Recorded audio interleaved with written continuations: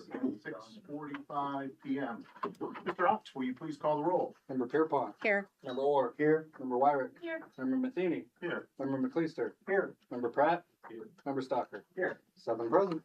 Excellent. So at this time, we're going to begin the public hearing and the comment portion for our agenda, and this is on ordinance 16/2026.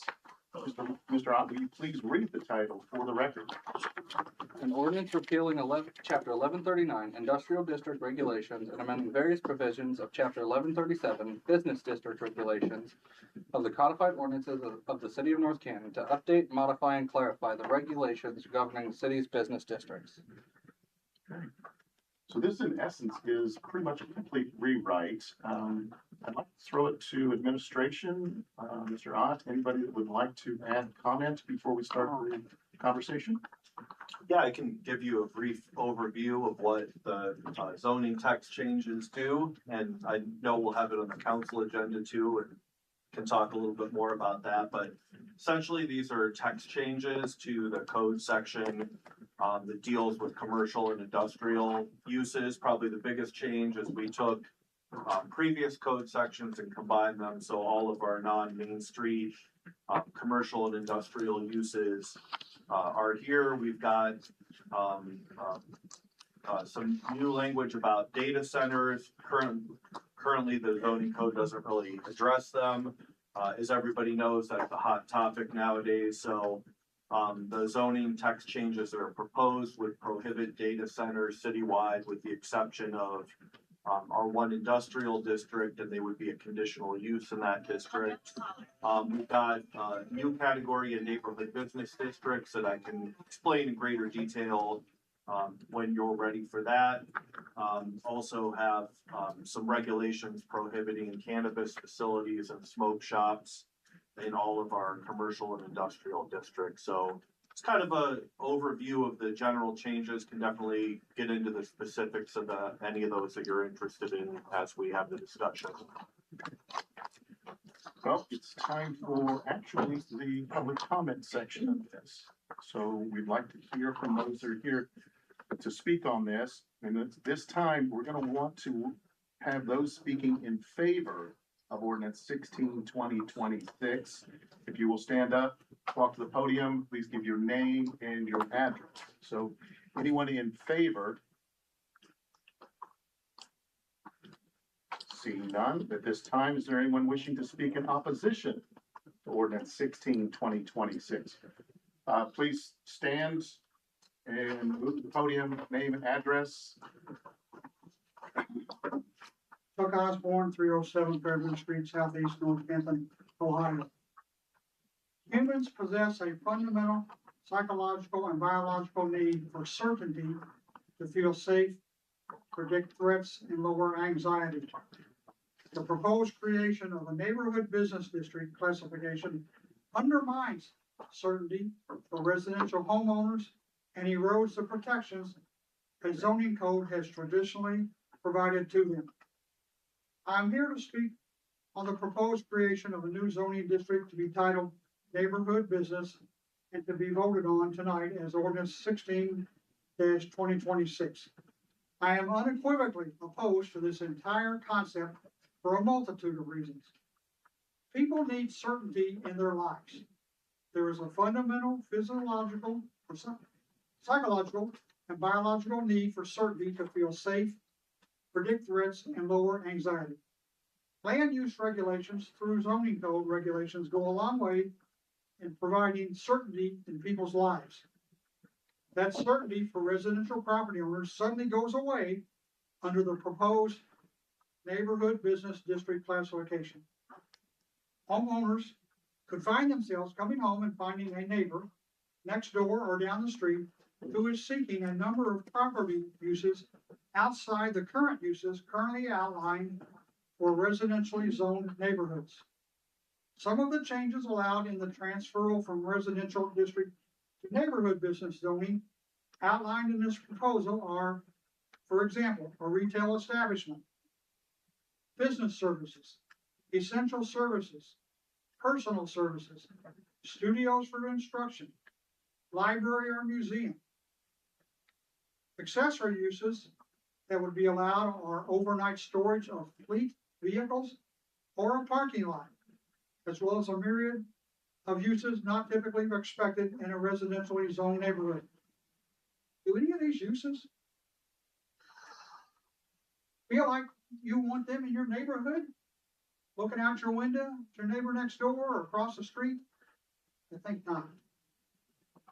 Do any of these uses seem desirable to maintaining a quiet, family-friendly, safe neighborhood?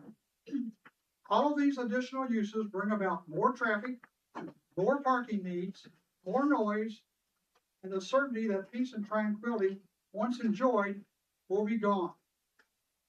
All of these uses do not bring jobs or added revenue to the city of North Canton. What they do bring is more intrusion into peaceful family neighborhoods.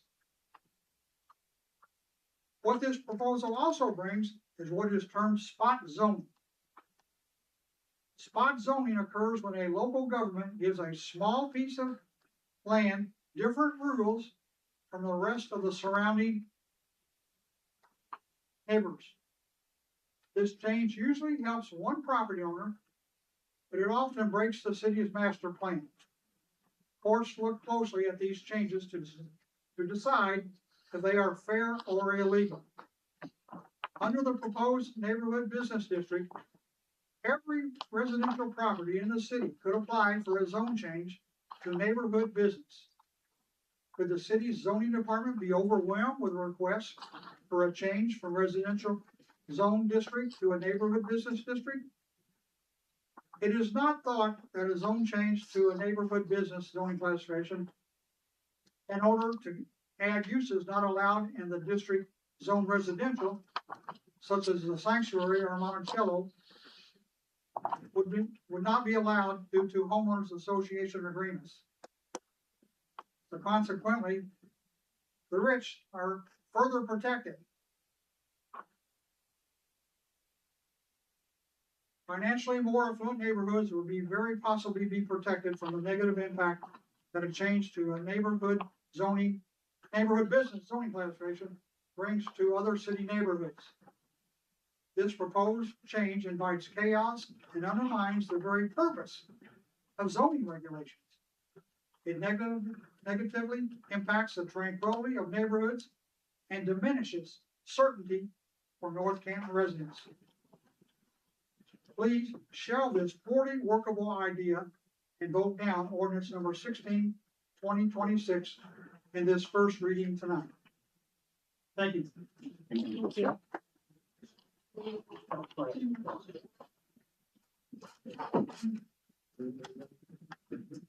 Rita Palmer, 307 Fairview Street, North Canton, 44720.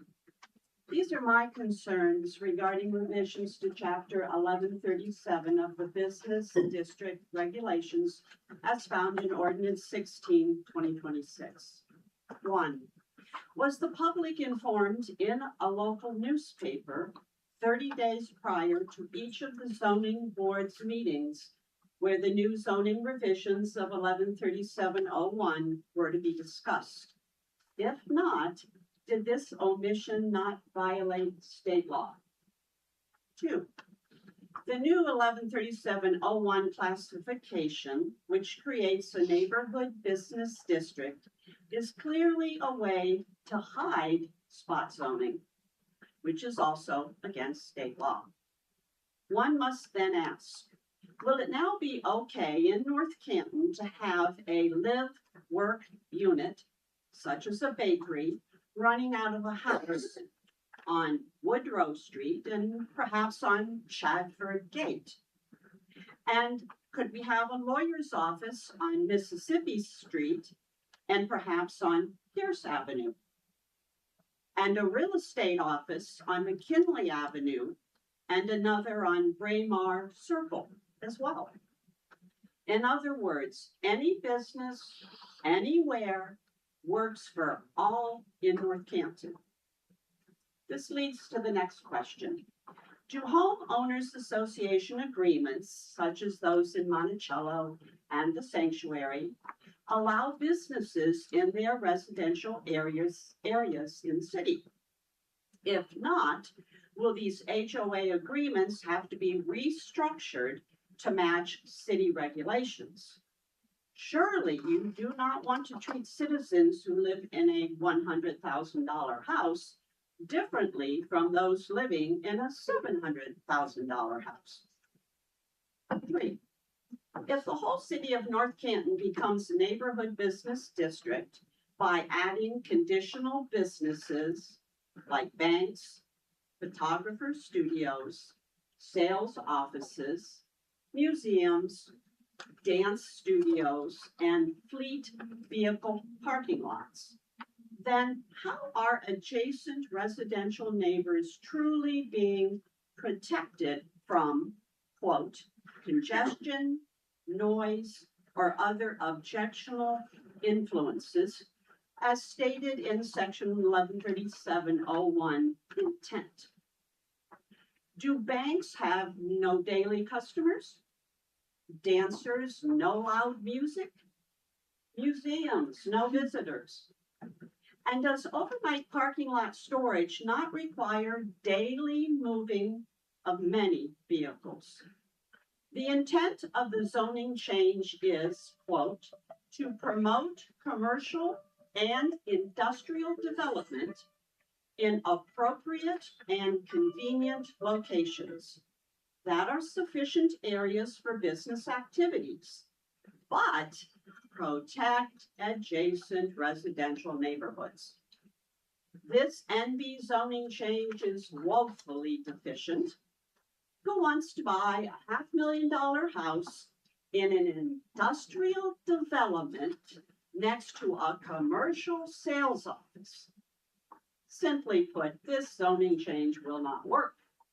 Please vote it down permanently. Thank you. Thank you.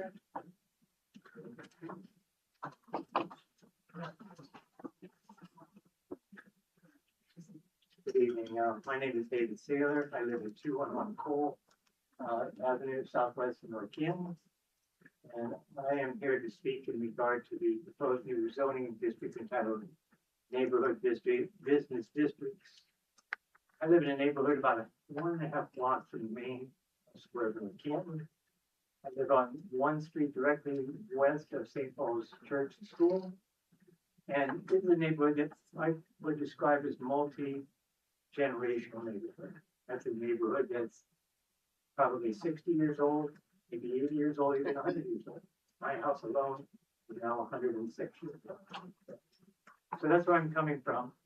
And the thesis of my statement here is that my concern, similar to the other two speakers, is that neighborhood business districts will be targeted specifically and exclusively at multi-generational neighborhoods like mine. Neighborhood business districts are incremental and step threatening the cohesiveness and stability of multi-generational neighborhoods. I respectfully ask for the protection of our treasured multi-generational neighborhoods like mine. These neighborhoods are some of the reasons why North Canton is such a desirable place to live. Just make her life. Thank you.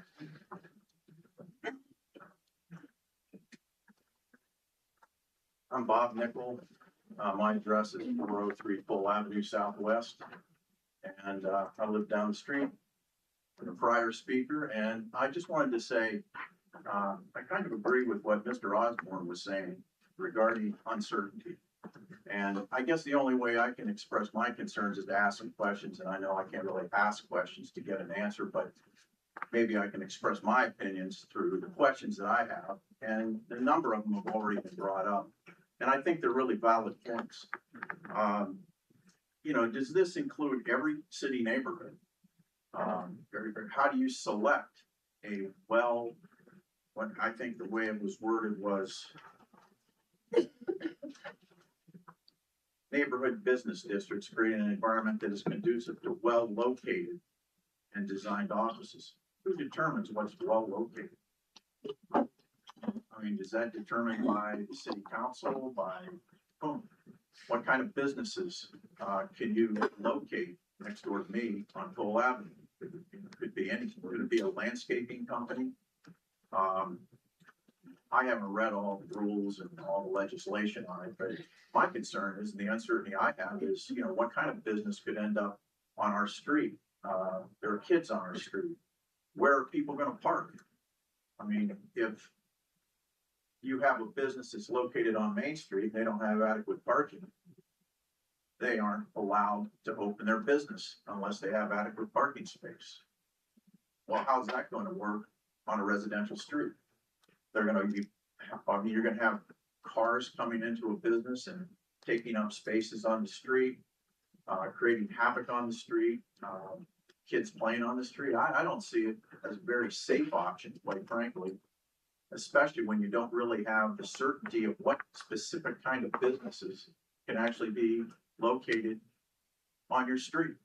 And again, does this apply to every neighborhood in the city, or just certain specific well-located streets like Cole Avenue, or 5th, 6th, and 7th Street, or whatever it might be?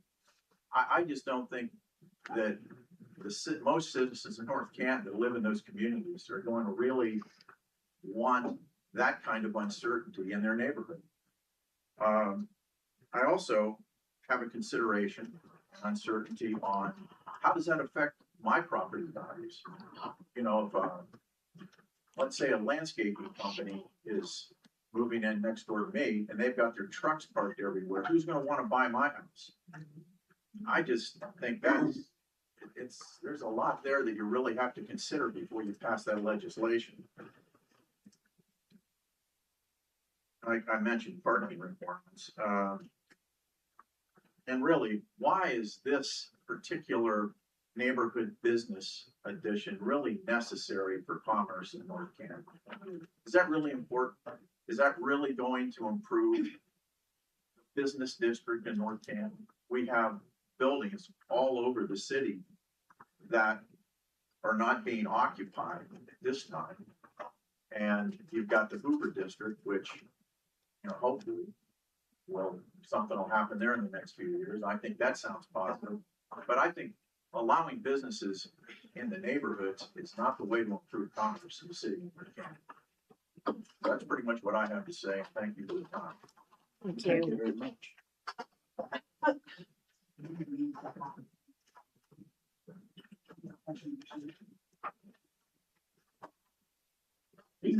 Melanie J. Rawls, 308 40th Street, North Canton. We've gathered at this public meeting to review ordinance 16-2026, which would amend the North Canton zoning code to add a new classification, neighborhood business. From reviewing the discussions of this new classification from the April 20 and July 13 council meetings, as well as the June 3rd and July Planning Commission meetings, I've concluded that this would be spot zoning. And this zoning change will apply citywide. What is more troubling, once the parcel is classified as neighborhood business, that parcel remains with that designation in perpetuity. In other words, the zone change goes with the land, not the owner. What are those ramifications for future sale of said parcels? Furthermore, this new classification would greatly intrude on the city's neighborhoods. For most folks, they want a place where they can enjoy their property, have a cohesive unit of neighbors who look after one another. Interspersing the neighborhood business zoning classification with all its potential uses into these cities' neighborhoods is unacceptable. Two potential uses are bed and breakfast and retail establishments. North Canton, under section 1133.09, allows home occupation for single family and two family parcels. So if a young entrepreneur wants to start a website business, there are regulations in North Canton for home occupations. He or she just needs to know the ordinance rules, some of which are no hiring of any employees, no change in the outside appearance of the dwelling, no excessive noise or fumes, Parking prohibited except in the driveway serving the home. When we talk about why folks move to this community, and we all talk a lot about that, we list the following: excellent schools, excellent safety courses, beautiful parks, maintained roads, intact neighborhoods. Why is the city wanting to intrude into the city's established neighborhoods? I ask that the zoning classification of neighborhood business be removed from ordinance 16/2026. Thank you. Thank you. Can I adjust this down a little bit? Should stool down. I need a stool to stand on. Mr. Mayor, administrators, and our awesome council members, I thank you for the opportunity to share a few thoughts. And I was listening to what everybody said, and of course, I understand their concerns, and I think it's the same old story. When you feel insecure about something, you're not 100% sure. Name and address so everybody knows Oh. who you are. I know, everybody does. Please. Dominic Fonte, 965 Fair Oaks Avenue Southwest, North Canton, Ohio. I was a former council member for about 7.5 years. And I was very instrumental in pushing the zoning that we have now that's updated compared to what we used to have. And so really, my only concern is to shed a little opportunity for really the council members to understand things that could potentially happen, okay? So this is my understanding of the North Canton Neighborhood Business District, because we did have those 5 districts before. And so I'm gonna just mention a few things first, then we'll talk about it for a second. So my understanding is that it can, the district change could be initiated by anybody. Like, for example, the owner of the property could initiate it, right? The lessee could initiate it, or the developer. Okay, so one of the things to think about here is, like, if I have a property, I'm a business owner, I want to make sure that my tenant can't just go ahead and change zoning that could impact the long view of the property. So that just might be a minor thing. All zoning changes, and I think Melanie might have, Melanie Roll said that if it does get changed, that it conveys with the property unless, just stays with it till whatever did you say, Melanie? Perpetuity. And I guess that could probably be changed, because I think I read somewhere that could be changed with another, it'd have to come before the board again or through council, or there's 2 different ways to do it, planning commission. So one of the things that I was thinking is that a tenant or a lessee, probably shouldn't have the authority to do it without authorization from the owner of the property. Sometimes this lack of communication causes problems. The intent, and I think I read somewhere it said the intent of the NB district is really to serve as a buffer between the higher commercial areas and residential, which is what the whole intent was to begin with. And when you say intent, does that mean that for sure that's what it is? So like when I think of intent, I think of the 5 districts from north to south Maine, and I think of just right off of that, the artery right off of it. Basically is what I was picturing how it would be, not throughout the neighborhoods, although, whatever the approved businesses are, because, after COVID, a lot of people do their little businesses from home, and it's a discrete, not a big deal. But where you get into a little bit of trickiness, and this is basically, in my opinion, what probably most people don't think about. So a lot of people may or may not know, I've been a real estate agent for 39 years, helped over 2,700 families. So I've been through a lot of transactions. And what happens is whenever you sell your real estate, and if you think about North Canton, we have 17,600 people that live in our little city, right? Roughly, give or take. The growth has been a bit slow, I would say. But do you realize that 51% of our population is older than 45 years old? And are we building a lot of nice schools and doing a lot of nice things for our families and friends and people to come to the area? And what someone mentioned is what is great about North Canton community? Well, we know the schools drive a lot of it. Would you agree, anybody? Schools, right? We have the parks, which Kathy, we've been very involved in all that. The trails, the walkability. So that was really when I was thinking about the Hoover District and thinking about all the things that we were hoping for would be a way to, for the population aging out, eventually they need to downsize. So I thought the Hoover District would have been great if we could have got that pulled off. And then that would free up houses for the younger generation, and affordability is a big deal. So, you know, you get these older people moving into these nice one-floor apartments or condos or villas. And then you have the younger people have an opportunity, and that's the lifeblood of the business of the city, is getting those young people in our communities. And the reason why is because they want to have walkability, they want safety, police, fire, EMS, the safety services. And I know it quite well because I've raised my 5 children here. And so it's really important to make sure that we're very smart about what we do. And you're right, PAVs was the whole reason why this whole district thing got changed in the beginning, because they didn't have enough parking spaces for the square footage. And I was on council at that time, and I talked to the neighbor and got them to lease spaces to get around all the old out-of-date zoning. So that was really the driving force to get this to happen. So moving forward, folks, this is what I would say, what we're not thinking about with the unintended consequences. Like, let's just say that the house that I have is $300,000, even though the average is in the twos. And someone puts a small little business in next to it, not a big deal, right? But since 70% of the time people have to get financing for their home, what they're not thinking about is, first of all, how many older people have their mortgages paid off? Okay, how many people still have loans? Well, yeah, you're not free. Or an equity loan. This, everything's sold to the secondary market, Freddie, Fannie, or Ginnie Mae, right? The dysfunctional family of how this whole thing goes with real estate. So when you go get a loan to move into a community, they have to have an appraisal. The appraiser's job is to see what the highest and best use of the property is.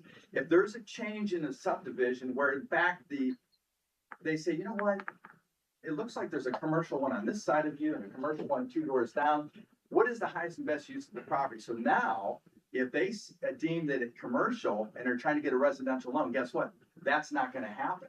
So what you want to think about is that I would personally like to see it stay in the main commercial districts, make it more friendly and user-friendly for people to do that. And then remember, you know, we've got sidewalks, we want walkability, we want to continue the charm, get that Uber district done or whatever you're going to do, and create more opportunities for younger people to move into our communities, because those schools need to be filled since we have them all built.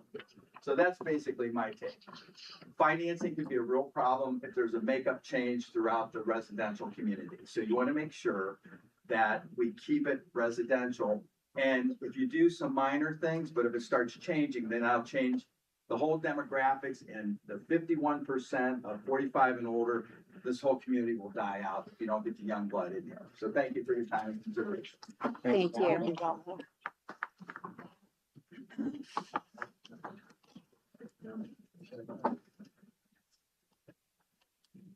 Jolene Gonzalez, 332 Portage Street.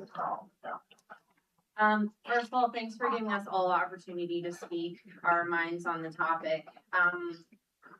A lot of what I wanted to say has already been said. When we moved into our home 20 years ago as newlyweds, and we really enjoyed North Canton. We intended on having our family here, and it didn't quite go as planned, but we've seen our friends expand their families, and they constantly talk about the safety and, like others have said, the dependability of their kids playing on the street. And we are very blessed to have a neighborhood where we have a lot of children and a lot of young children, and they are often out right up until dark playing and having a great time. And there's a lot of parents right now that are busy raising their kids, and they cannot make it to these meetings, maybe like some of the rest of us can. And every single one of them that I talked to has expressed a concern about this. They don't want a business moving in next door in a residential area that brings in foot traffic, that is going to question whether their children should be outside playing on their street with their neighbor friends.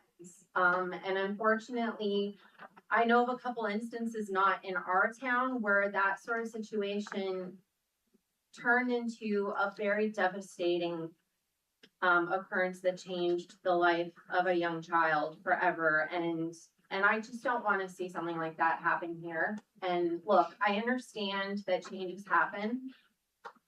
A lot of people are into progress and, you know, making us like this town or that town. I honestly, the majority of people I talk to don't want that kind of progress. There are so many empty business buildings all over North Canton that are just sitting empty. And our direct neighborhood, we are one of the school neighborhoods that has, I'm gonna say, endured the building of a new school and promises that were made about how this is gonna work and how that's gonna work, and we get ghosted about just trying to follow through on simple promises that were made to us. And so I should also note, although it's a different type of a zoning situation, we have a situation that directly impacts our property, and for the sake of relationships, we've backed off, even though we pursued trying to enforce a zoning situation that is now basically explained as grandfathered in. And we're left with a perpetual battle now, should this property be sold and passed on to someone else that's not going to be as considerate as their neighbor. So again, everybody I've talked to is just baffled that this is even part of this plan, that one owner of my neighbor's property could apply to become a business, and the change of hands, it's gonna carry over. To me, that is, it just boggles my mind as to how anybody thinks that's a good idea, and who's gonna enforce that? We've seen zoning issues not enforced, and this is such a greater deal than what we've experienced. Our narrow streets, our officers, are they gonna be enforcing parking issues now? I mean, like, people are already, upset about parking for people that don't have enough space on their driveways, and just, like, it's gonna become such an issue in our area if something like what this were to happen, and I just truly hope that those involved will consider the quaintness and the safety, our home property values that all of us value as taxpayers. Thank you very much. Thank you.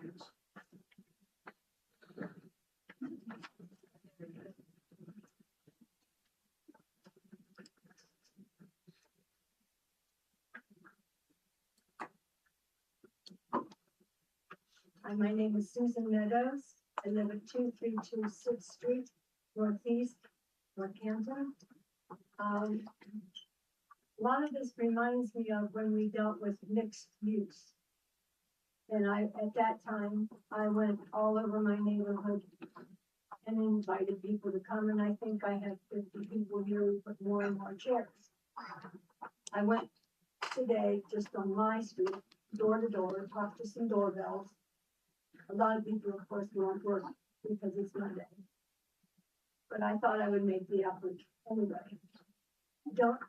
I don't want to have an incident like mixed use, like my wonderful neighbors, and I have a wonderful neighborhood, and our driveways are touching. And they have 2 SUVs and another car. And I'm lucky enough to have a double car garage, so my car can go in there. But not everybody's that lucky. And I know several years ago down below me on Fifth Street was a young man who thought it was all right to work on cars, work on the engines, tear off the tires, put them behind the garage, put the wheels behind the garage and things, and luckily he moved. So you get into that type of thing in a neighborhood. My neighborhood is wonderful. We have all different age groups, and everybody works in different job types. Like I said, I'm very, very lucky. And so today I thought I would make the effort and go out and try to talk to different people. And like I said, I talked to some doorbells and people on Mondays are at work. And we're very lucky that a new young couple moved in on our street. In the one house that the lady died, her house is it's a little brick house on my street for $163,000. And I'm like, when I bought my house in '97, I think we paid a little over $100,000. And we were getting phone calls constantly, people wanting to buy my house. and I'm not moving, so. I'm staying. But anyway, I just wanted to thank everybody for having the meeting and letting us talk. And that this city is the great city it is because of people like you that come here every week, our police department, our fire department. And if I'm missing somebody, I'm sorry, but, that's what I have to say. Thank you very much. Thank you. Thank you.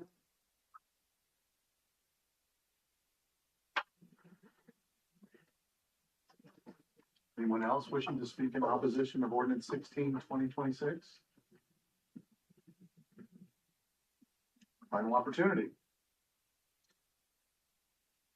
Okay, this item will appear on the council agenda. Make a motion to adjourn. Can I get a second? All in favor? Aye. We are adjourned.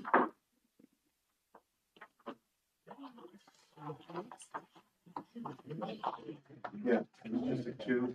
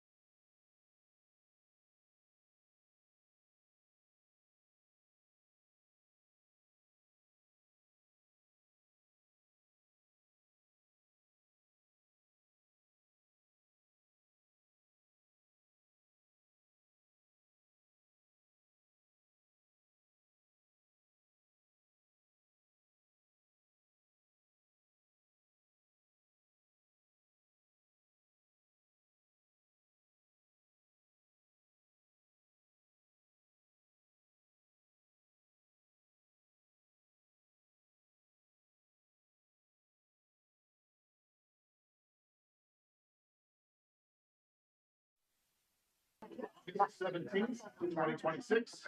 The time is 7:24 p.m. Mr. Ox, will you please call the roll? We're starting, folks. Go ahead. Go for it. Member Pierpont. Yes. Member Orr. Yes. Member Wire. Yes. Member Matheny. Here. Member McLeister. Here. Member Pratt. Here. Member Stocker. Here. 7 present. Excellent. Okay, first item on the agenda is Finance and Property Committee, Mr. McLeister. All right, thank you very much. So, this is just a appropriations, or items. That's the wrong thing. So this is an ordinance which is going to authorize for appropriations for current expenses and other expenditures, for the period beginning, January 26th, December 31st. A couple of the items that were on here, I'm sure, Gina will elaborate on this, is we've had $170,000, going into fire for, part-time wages, overtime, and related functions.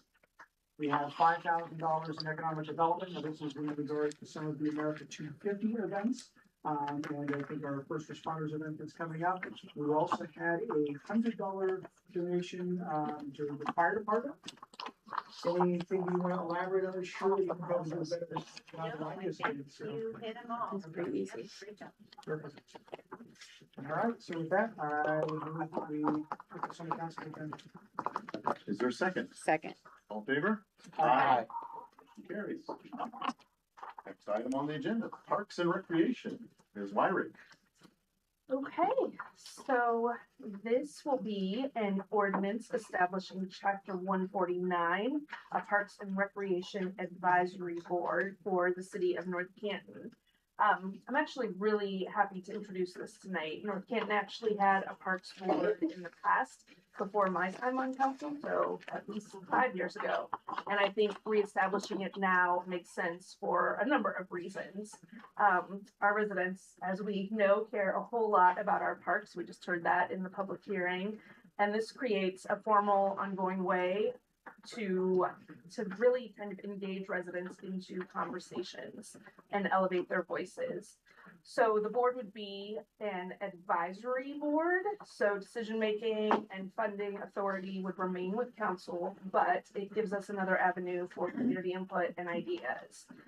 And as we begin to discuss some of the options in front of us through the pros plan and through our new parks administrator, Mike Elkins, again, the timing's just right to do this. So we're really fortunate that Mike Elkins, who came to us from the city of Greene, worked with an active parks board in that community. So he has firsthand experience with one of these boards and the value that it can bring. So with that, I will turn it over to you, Mike. And if you'd like to talk a little bit about this, we'd appreciate hearing that. Sure, absolutely. Having a 5-member advisory board provides another layer, if you will, another opportunity for public engagement with the implementation of the pros plan. The board would be made up again of 5 members that could be qualified electors of the city of North Canton. 3 would be appointed by the mayor's office. 2 would be appointed by council. The appropriate council member, in this case, would be the chair of the recreation committee on council, would serve as a non-voting member of the Parks Advisory Board. And then members of the administration would also be advisory to the board as well. And as Ms. Wyrick said, council holds ultimate authority, whether it's purchasing land, accepting donations, appropriating funds for projects that are recommended by the advisory board and the administration. Initially, this board would meet quarterly. As the Parks and Recreation Department continues to grow, those meetings would increase to perhaps once a month. That's the general framework of the advisory board. We're kind of excited to bring this on board, no pun intended, for more public engagement. And if you recall, when I first started attending these meetings, public engagement is a priority when it comes to parks, because the residents are the ones that use our park system. So we want to hear from them above and beyond the pros plan that is before you as well. Understanding it's 5-year terms. The initial board is staggered to begin with. That is correct. It'll be a staggered 5-year term for the board members. Exciting stuff. And I had a couple of questions. I like this idea. I think it's great. I mean, as you said, we used to have one. I was racking my brain. I was trying to think when our last parks board ceased existing. That probably would have been, 20 years ago, maybe? No, it was 2018. Yeah. Okay. Well, I guess it's before our time on council, as Ms. Weimer said. So, and was it 5 people as well? I believe so. So we're essentially just mirroring what we had done in the past, right? Okay. Good idea. Any other comments? If not, I would like to make a motion to move item 4A to the council agenda. Is there a second? Second. All in favor? Aye. Opposed? Motion carries. Next on the agenda, Personnel and Safety Committee is Pierpont. Okay, this is updating, excuse me, I think it's, I don't have the number, chapter 373. Thank you. the amending bicycles and motorcycles language. This is really coming after the recent passage of the mobility device language back in July, which to those members in the audience that aren't familiar, that's e-bike type language that we recently did. This particular chapter had a few places in it where we called out some things such as e-bikes as well as some older language. So this will basically update that chapter to remove any sort of conflicting language, inconsistencies, so that they work together correctly. And I think we have this one down for emergency passage once we move it over, so that we can get both of those in effect simultaneously and our officers can use them both correctly. Anything you'd like to add?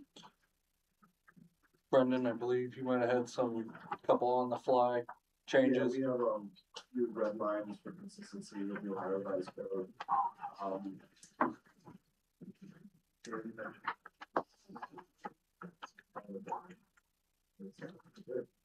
The section 373.07, A1, discusses the 300 feet to the sides, which everyone has to be visible from. And then in section B, replacing 10 minutes with white lines or white reflectors, which is consistent with Ohio Revised Code. And then there's a couple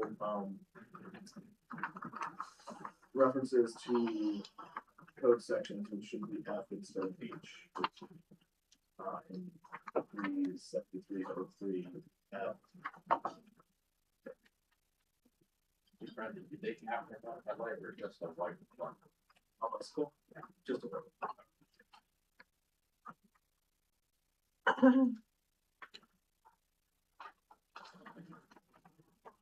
Any other questions? Okay, if not, then I would motion to move item 5A. We'll need to, Oh, sorry, my apologies. Legal has their amendments that they just made, so their motion to amend item 5A as presented. Motion to amend. Is there a second? All in favor? Aye.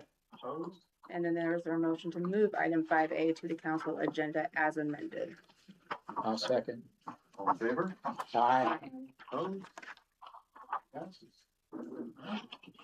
Last item on the committee's agenda is Streets and Alley Committee. Mr. Orr. Yeah, this is an ordinance amending chapter 911, street names of the codified ordinances of the city of North Canton to establish criteria and procedures for honoring honorary street names. So like for veterans or any person, honorary person of the city or something of that nature. I think they would pay a small fee to get the sign made and maybe a placard or something, why they're being honored, stuff of that nature.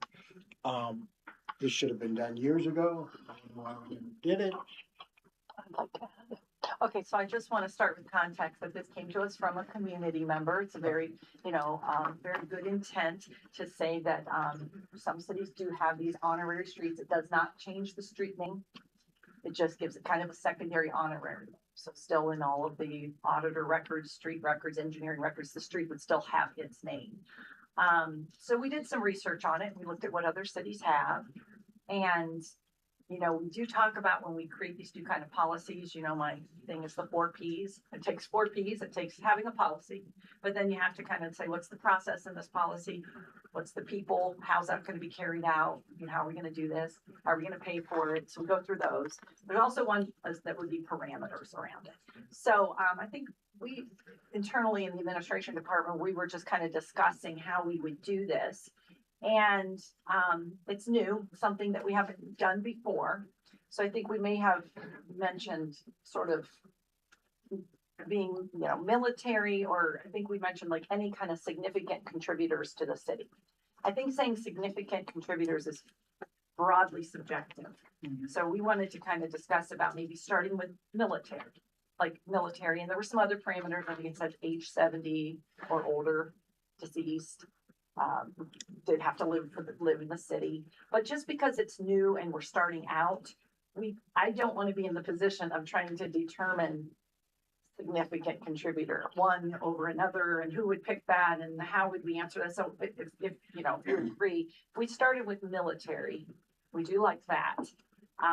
We have to get a process in place on how we would do this. There would be an application. We do have a recommendation on a fee based on what other cities have charged. There would be a fee for this. We have some other parameters that it would be for about a 10-year period. Just thinking about a whole lot of things, we thought, if it's a very long street, like where is this? I mean, because you're gonna have many intersections over a long street, like take the street Woodrow, right? Would it be at every, or would it be a segment? We did find many cities have maybe a 1-block segment. 1 to 3 is what I was told, and we could choose that, like how many. So then our street department would have to make these signs up, and then there's all kinds of other questions. Is it gonna be under the street sign? Is it gonna be a separate sign? So we have to work through all those. That's the process part of it. So, yeah, just want to get that conversation going, see how you feel and see if, and it's something we could always bring back to council because we don't know how much it's going to take off and we don't want to overwhelm ourselves with it first. So we did think, how did you feel if it was just sort of military significant, you know, just with a military service, and then we could add to it later if we feel. Well, with the military, how I feel, all right. I love our military. But we've had a lot of other people, most of the military people we would honor are probably dead. And their family members, that's what You this know is what I for. mean? And Their we family should, members could apply. For their yeah, but we should honor these people while they're living. I have this argument with the schools all the time. You know, you had your chance. You know, great, we could start with the military, but I really think anyone who's really contributed, and would it be the administration saying yes or no, or would it be council? There's the question. And then that's where it's very subjective. You know, there's a lot of moving parts to this. I do have a concern about, you know, it being inundated with this, and then it dilutes the effectiveness of it. I mean, Jamie, your friend that passed away, right. I think that's a perfect example of why that should exist. But you know, maybe somebody that did volunteer work for 8 years might not to be that level. I'm just saying that. So yeah, I don't know at what point, like, are we going to get 30 applications for this? And there's a lot of moving parts to this. So I would just open the conversation to what the goal is. And maybe you open it to everybody, but you limit to a year or something like that. Right. I don't know. Yeah, so I would love to add to what you were saying, because I got the phone call after the last council meeting. He gave a speech about Master Sergeant Brandon Schmidt, the U.S. Marine Corps. Got a phone call from this resident the day after, and I thought it was a fantastic idea. And I like the idea of, at least initially, I'm totally cool with phasing in, leaving it maybe just with members of our military who have deceased, or maybe, again, I don't want to get to the point where everything we're doing at council, because I believe the legislation it's voted on by at least 6 members of council. I mean, we have other things to do other than renaming. I mean, how many streets do we have in the city? It could be quite meetings. extensive. There you go. We don't I think that it should be a pretty high bar to climb, not somebody who simply has a $200 balance in their checking account and collect a check. So that's kind of my thought on it. So I appreciate that. I love this idea. In fact, I'll be the first application for the gentleman that I spoke about at the last meeting. Well, I think if anybody's deserving, it's him. I did have some ideas. Actually, I ran this by Liam earlier today. So again, can't say that I love this enough. I would, however, like to maybe eliminate doing it on Main Street. I think Main Street is one road that should stay Main Street, because then, kind of as John was saying, you know, do we then get into a debate about, you know, who's the best or most worthy person? I think Main Street should be left alone. The other suggestion that I would like to see added to this is, you know, again, in a, thinking of the speech that I gave about Mr. Schmidt at the last meeting, people might drive by these and who are these people? And I think it'd be fantastic. We really truly are honoring people. There should be an accompanying page on the website, and not a page for every single person, but it should just be honorary street names, a photo and a brief, like 1 paragraph description. I even threw out the idea, I don't know that Liam liked it, but I threw out the idea of maybe a QR code at the end. It could be, you know, Bob Smith Way, and then a QR code, so you can, you know, well, maybe that's a bad idea. It might be driving using the QR codes, but some way to identify, hey, you can go to the city webpage and look this up. So, but those would be the 2 changes I would add. Elimination of Main Street from consideration, and an accompanying page on the website. basically second a lot of what you just said, and to even piggyback a little bit, we could look at, codifying the length of streets. You know, so in other words, only certain streets might be eligible. So up in Cleveland, very short streets are eligible for this dual designation, so that could work. And, you know, I think it's a rightful honor. And I would love for us to do it, but I think we need to go slow and make sure that we do it right. Not get ahead of ourselves. It's a beautiful, beautiful Yeah, it's a great thing to do. idea. Mhm. Let's, Great idea. yeah. And we thank the person who came forward with it, and we'd like to start small, and like I said, we can always add on it. Is there any other comments? Jason?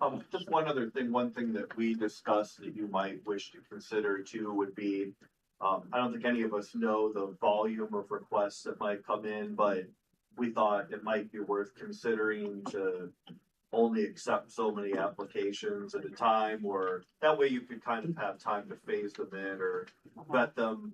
I have no idea whether you would get 15 from the get-go, or we'd be here 15 years from now and you hadn't got to 15 yet, but it might just be something to consider, because I'd echo what the mayor said, that it is a special and appropriate honorarium for people, but if you have too many, it does tend to dilute the significance of them, so.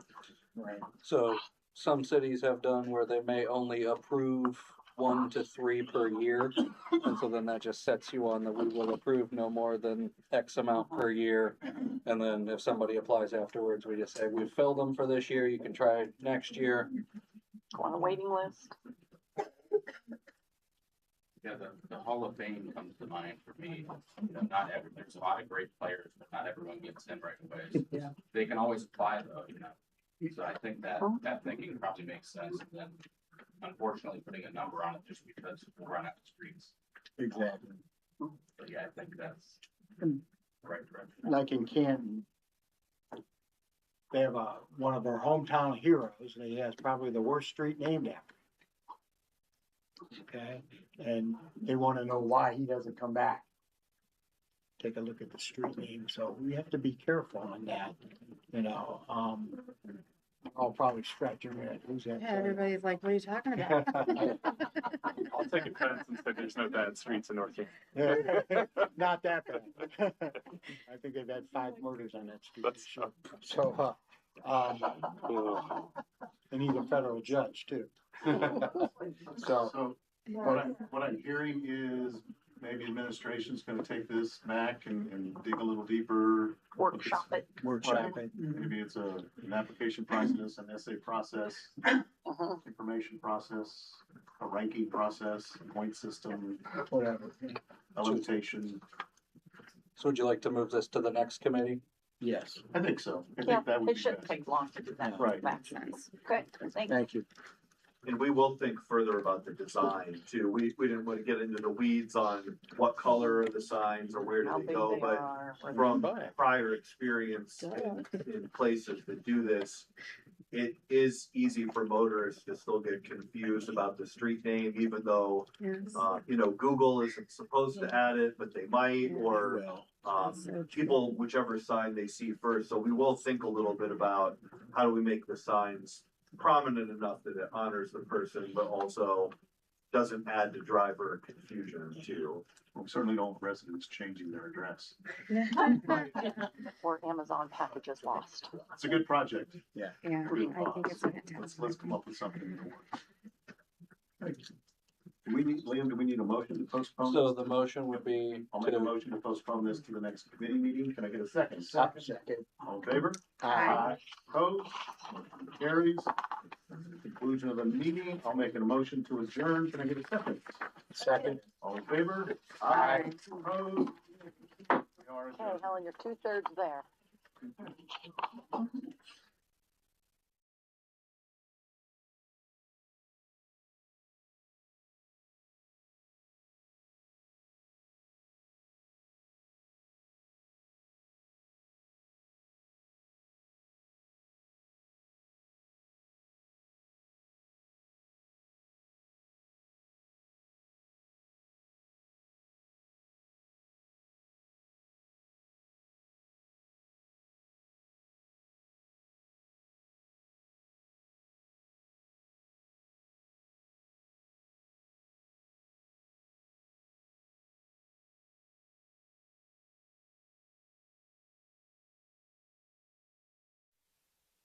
spoke Now up, call to yeah. order the city Spoke of council his friend meeting that of passed August away. 17th, 2026. The time is 7:45. Tonight's opening prayer will be delivered by Reverend Paul Schweitz-Geibel of Zion United Church of Christ.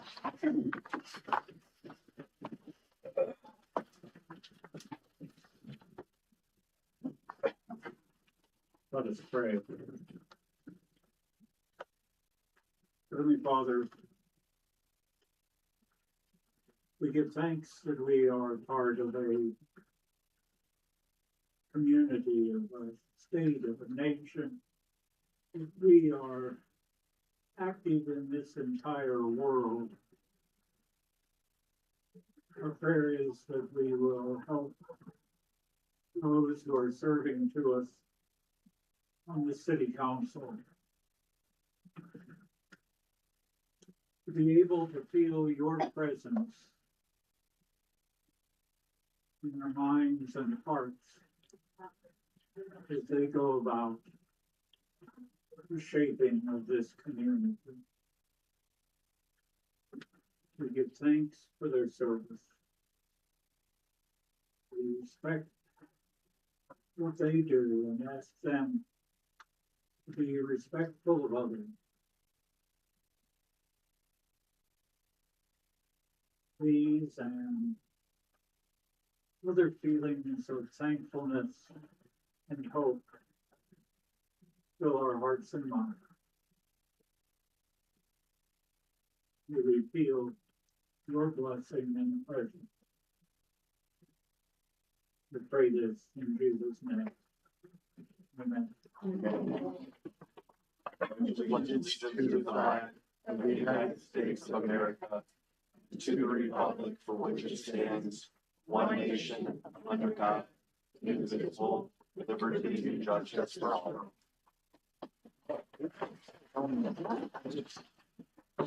Mr. Ott, please tell the roll. Member Pierpont. Here. Member Orr. Still here. Member Wyrick. Member Matheny. Here. Member McLeister. Member Pratt. Member Stocker. Here. 7 present. Okay, changes there. All right. Can I get a motion to approve as presented the minutes from the July 13th, 2026 NOPEC public hearing, the minutes from July 13th, 2026 Committee of the Whole and City Council meetings, and the 2027 alternative tax budget? I'll make that motion. Is there a second? Second. All in favor? Aye. Opposed? Motion carries. At this time, council invites Andrea Legg of the North Canton Public Library to the podium to speak on the library's planned renovations, their temporary move, and changes to the program. Yes. Anyway, good evening, Mayor and Council. My name is Andrea Legg. Thank you so much for having me. I appreciate the opportunity to give you a quick update on what's happening at the library, because there is, as you may have noticed, a lot of things happening. I will try to keep this brief, both for your sake and for my voice, because my voice and I are currently in a disagreement about whether it plans to continue functioning. I'm not sure if it's going to hold for this entire presentation. So anyway, as many of you know, our renovation has been several years in the making. Our library started by listening. We surveyed our community, we talked with patrons, and we eventually brought in a design team and retail analytics experts to study how people actually use our building. Not how we think they use it, but what they're really doing once they walk through our doors. And what we heard was remarkably consistent. People love their library, but they also know that the building needs to evolve. So they asked for better accessibility. They asked for more flexible programming and meeting space. They asked for easier navigation, more light, more comfortable spaces, more room for children and families. So that's what we've designed. The result will be a building that works much better for the way that people use the library today, while preserving the things that they already love about it. I also want to emphasize that we haven't rushed into this. The library has spent years preparing financially. We've saved carefully, we've pursued outside funding, and we've worked very hard with our architects, construction manager, board, and financial partners to make sure that we are approaching this responsibly. We tried to bring that same thoughtfulness to what happens during construction, and that's why I'm here tonight. Originally, we planned to remain in the building throughout the renovation. But once our construction team was able to really dig into the logistics and the history of our older building, it became clear that relocating temporarily would be safer, faster, and frankly, a lot less miserable for everyone involved, staff and patrons alike. So, the Main Street building will close for construction, which we currently expect to continue through the summer of 2027. Our temporary home will be in the Block District in the former DBAT space at 339 East Maple Street on the second floor. We'll have many of our regular services there, programming, and most importantly, our people. We're not going anywhere. We're just going down the street for a little while. There will be a short period during the physical move, approximately August 23rd through late September, when services won't be available at either location. We're doing everything that we can to make that transition as smooth as possible. Because from the beginning, one of our biggest priorities has been the continuity of service. We're taking a lot with us. Our passports, our notary services, our technology help, our outreach, our in-motion deliveries to new families and those who are homebound, programming, and plenty more. And some things don't have to be more. Our senior programming will continue at the Civic Center throughout the renovation. Since we're talking about that tonight, I'd love to give you just a little context about what our senior program looks like. Our senior programming really is a partnership between the library and the city, and it's one that we're very proud of. The city provides the Civic Center space, and I especially want to thank the city for the curb cuts and the accessibility improvements that were made there in 2020. Those improvements matter. They have helped make the space more accessible and welcoming for the older adults that we serve.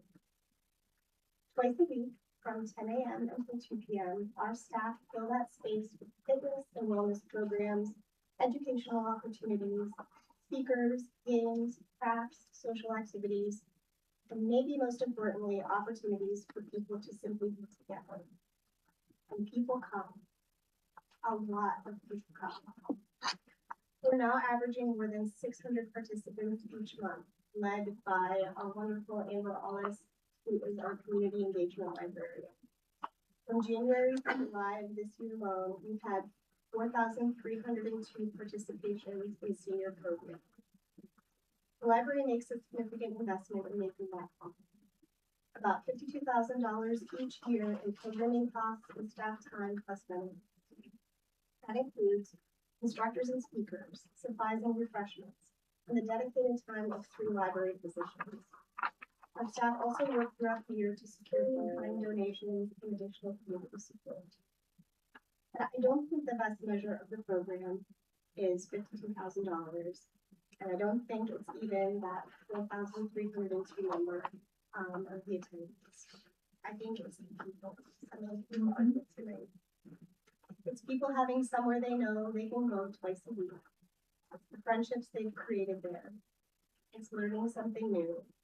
It's moving and laughing and talking and knowing that when you walk through those doors, somebody is going to live with you. That's what we're investing in. And that's also why there was never really a question for us about whether these programs would continue during the renovation. Of course they will. A year when so much about the library is going to look different, some things need to remain wonderfully and reassuringly the same. So I want to thank the city for helping us make that possible and for being our partner in this work. As we head into this next chapter, there's going to be a lot of those problems over the next year. I hope our community sees the renovation not simply as a construction project, but as an investment in the next century of our city. We're excited. We're a little terrified. We're moving an entire public library, so I think we're allowed to be both. But mostly we're ready. We're grateful for the city's partnership. We are committed to keeping our community connected throughout this process, and we're incredibly excited about what comes next. The building is going to change quite a bit over the next year, but we are. Thank you. Thank you so Thank much. you. Thank you.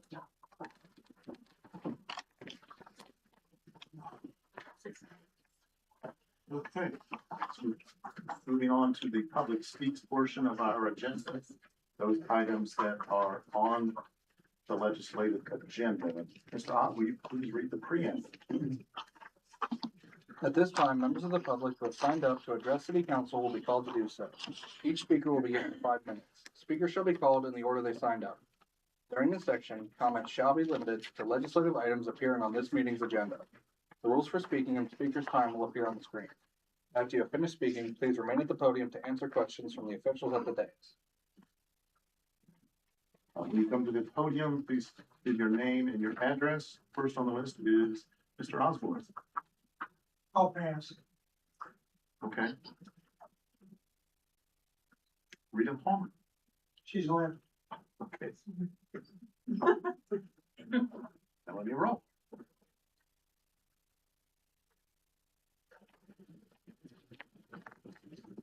Melanie J. Rolls, 308 40th Street Northwest. In the last week, I've contacted all 7 of you about the business district. I believe it's 16-20-26. I think you all know my recommendations. I've talked at 2 council meetings. I've been at 2 planning commission, 1 planning commission meeting and spoke. This seems like it's something that is not needed. There are opportunities for businesses in locations that are already in place. This will disrupt neighborhoods. This will decrease property values and home values when neighborhood business is enacted in the neighborhood. It's just not a good idea. And I ask you to remove that part of the ordinance and table it or exclude it. It's not a good idea. Thank you. Thank you. Jolene Gonzalez. Did you leave? And Bob Nickel. I already spoke. Spoke earlier. Okay. All right. That concludes the speakers for legislation on the agenda.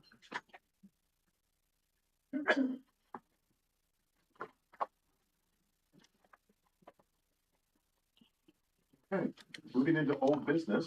Lynn, will you please read the title of ordinance 16-2026? Ordinance repealing Chapter 1139 Industrial District Regulations and amending various provisions of Chapter 1137 Business District Regulations of the codified ordinances of the City of North Canton to update, modify, and clarify the regulations governing the city's business districts. This is what we had the public hearing on. I know, Mr. Secretary, you talked briefly about some of the changes. I'd really like to hit more on the changes, knowing that the neighborhood district might be the longer portion of the conversation, but to make sure everybody understands that this ordinance covers a lot more than just that sake. Sure, if you're okay with this, I can talk a little bit in general about what the whole ordinance includes. But I appreciate all the residents coming out, and I'll definitely address the neighborhood business district portion.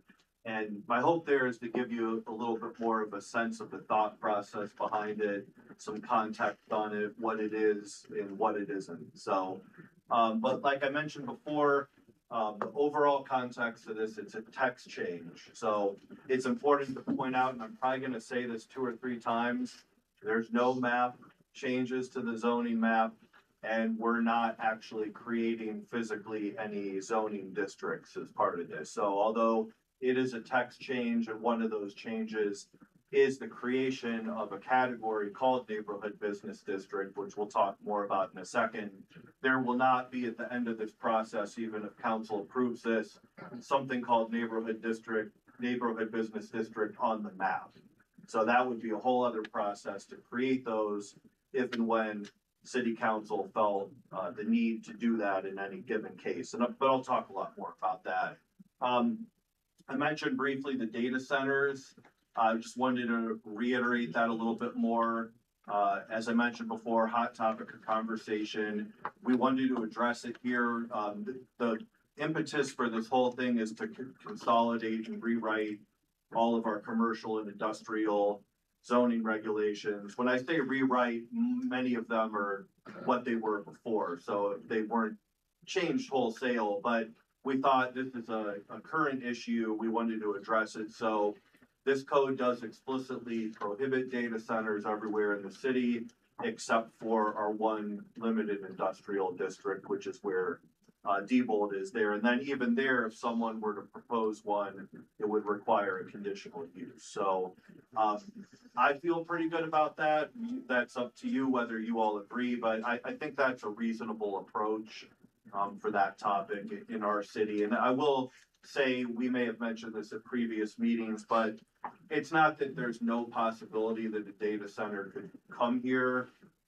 It's also important to point out there's data centers with a small d and a small c, and data centers with a big D and a big C. That's kind of my tongue-in-cheek way of saying really large or really small or in between. But the nature of North Canton isn't such that we have 600 acres of vacant land available for these massive data centers. So I don't want to imply it's not any sort of a concern, but I think the way we approached it makes sense for a community of our scale. One other thing I'll mention that was a new change, we had always prohibited cannabis facilities, but we also have regulations on smoke and vape shops, and that is included in these new commercial regulations. We do believe that if City Council feels like these are a good approach to regulating those facilities, we probably will come back in the future and propose similar changes on Main Street, because currently Main Street doesn't really have much in the way of regulation of smoke shops. I would probably argue that might actually be a more important area of the city to think about those types of facilities. So stay tuned on that. So that brings me to the main topic of conversation from the interest, I think, of the people in this room, which is the neighborhood business district. One, I guess, important piece of context, and it was alluded to a little bit, is our zoning code with commercial uses. It's in some ways, we have a sledgehammer, which is these general business districts or the Main Street districts. They allow a lot of high intensity retail uses. Think about Meyer or Washington Square. And we go kind of right from that to residential. And so one of the ideas behind proposing the neighborhood business district, and it was mentioned briefly, is to have the possibility of some sort of a transitional zone between high intensity retail and commercial development and other zones in the city, whether they're residential or institutional or parks and so forth. Another thing I wanted to add on that is I've been a professional urban planner, public administrator for 29 and a half years. I, as a planner, would never recommend doing a one-off neighborhood business district. If somebody petitioned City Council for their stray residential property in their residential neighborhood and said, I want this to be a neighborhood business district, I would probably be up at that podium if you let me, opposing it. So another thing I wanted to mention for context is typically these are more appropriate districts for some sort of an arterial or collector street. So East Maple Street or Apple Grove or Schneider or some of the other, collector or arterial streets. Again, I don't think they would be an appropriate type of district to place in the middle of a solely residential neighborhood. They really are more intended, and I think people could argue back because there are sometimes unintended consequences, but the intent would be that they would remain along arterial or collector streets, and that would be my professional recommendation if you chose to approve this. Two other things. I'll reiterate again, right now, there are no neighborhood business districts. If you approve this text change, there will be a category in the zoning code called neighborhood business district. There will not be one neighborhood business district on that map. So some of the concerns that residents had, understandably, or questions, will the whole city be a neighborhood business district? No, in fact, right now, none of the city will be a neighborhood business district. Now, I would say, and you all know this better than me, if at the end of all this discussion and these hearings, you feel like neighborhood business district doesn't make sense as a zoning category, then by all means, I would say take it out of the proposed changes. But we do feel like it is a valuable tool to have in the toolbox, that it is something that represents, again, some sort of a transition of having a Meyer versus having some sort of a bed and breakfast or some sort of a professional service business. I hear what the residents are saying about Main Street. I mean, it is true, we have a lot of commercial activity along Main Street and opportunities for more. In my conceptualization, I mean, I think if we were to ever get a petition for neighborhood business district, it's probably going to be something where I don't think it makes a lot of sense for us to have more than maybe one or two of them, in my opinion. So I just wanted to communicate that yes, councils can change, administrations can change, but I would envision it as just being something that in, select parts of the city, maybe where East Maple Street transitions from Main Street over into neighborhoods, or on Portage Street, or just those kinds of areas, I could see it potentially making sense. Again, and that's if someone petitions to create it. And again, I'll reiterate, I would never recommend that you approve a neighborhood business district that's one house, or one house in the middle of a residential neighborhood. I don't think that would be appropriate. I think with that, hopefully that gives you a little bit more context on it, where our heads were at when we came up with it. We did try to think it through. It was, again, intended as something that maybe gives us a little bit more of a nuanced type of business district that is much smaller in intensity than Washington Square or Main and Apple Grove, but more than obviously a residential neighborhood. Thank you. I would add to it, first, thank you, Jason. Very thorough. Aren't we lucky to have Jason with 3 decades of experience in urban planning, the city of North Canton now. Just for full understanding of this was the purpose, and where we came from with this was to propose an option. It's just an option, like he said, in the zoning code for lower intensity commercial district to serve sort of as a buffer that was compatible with nearby residential.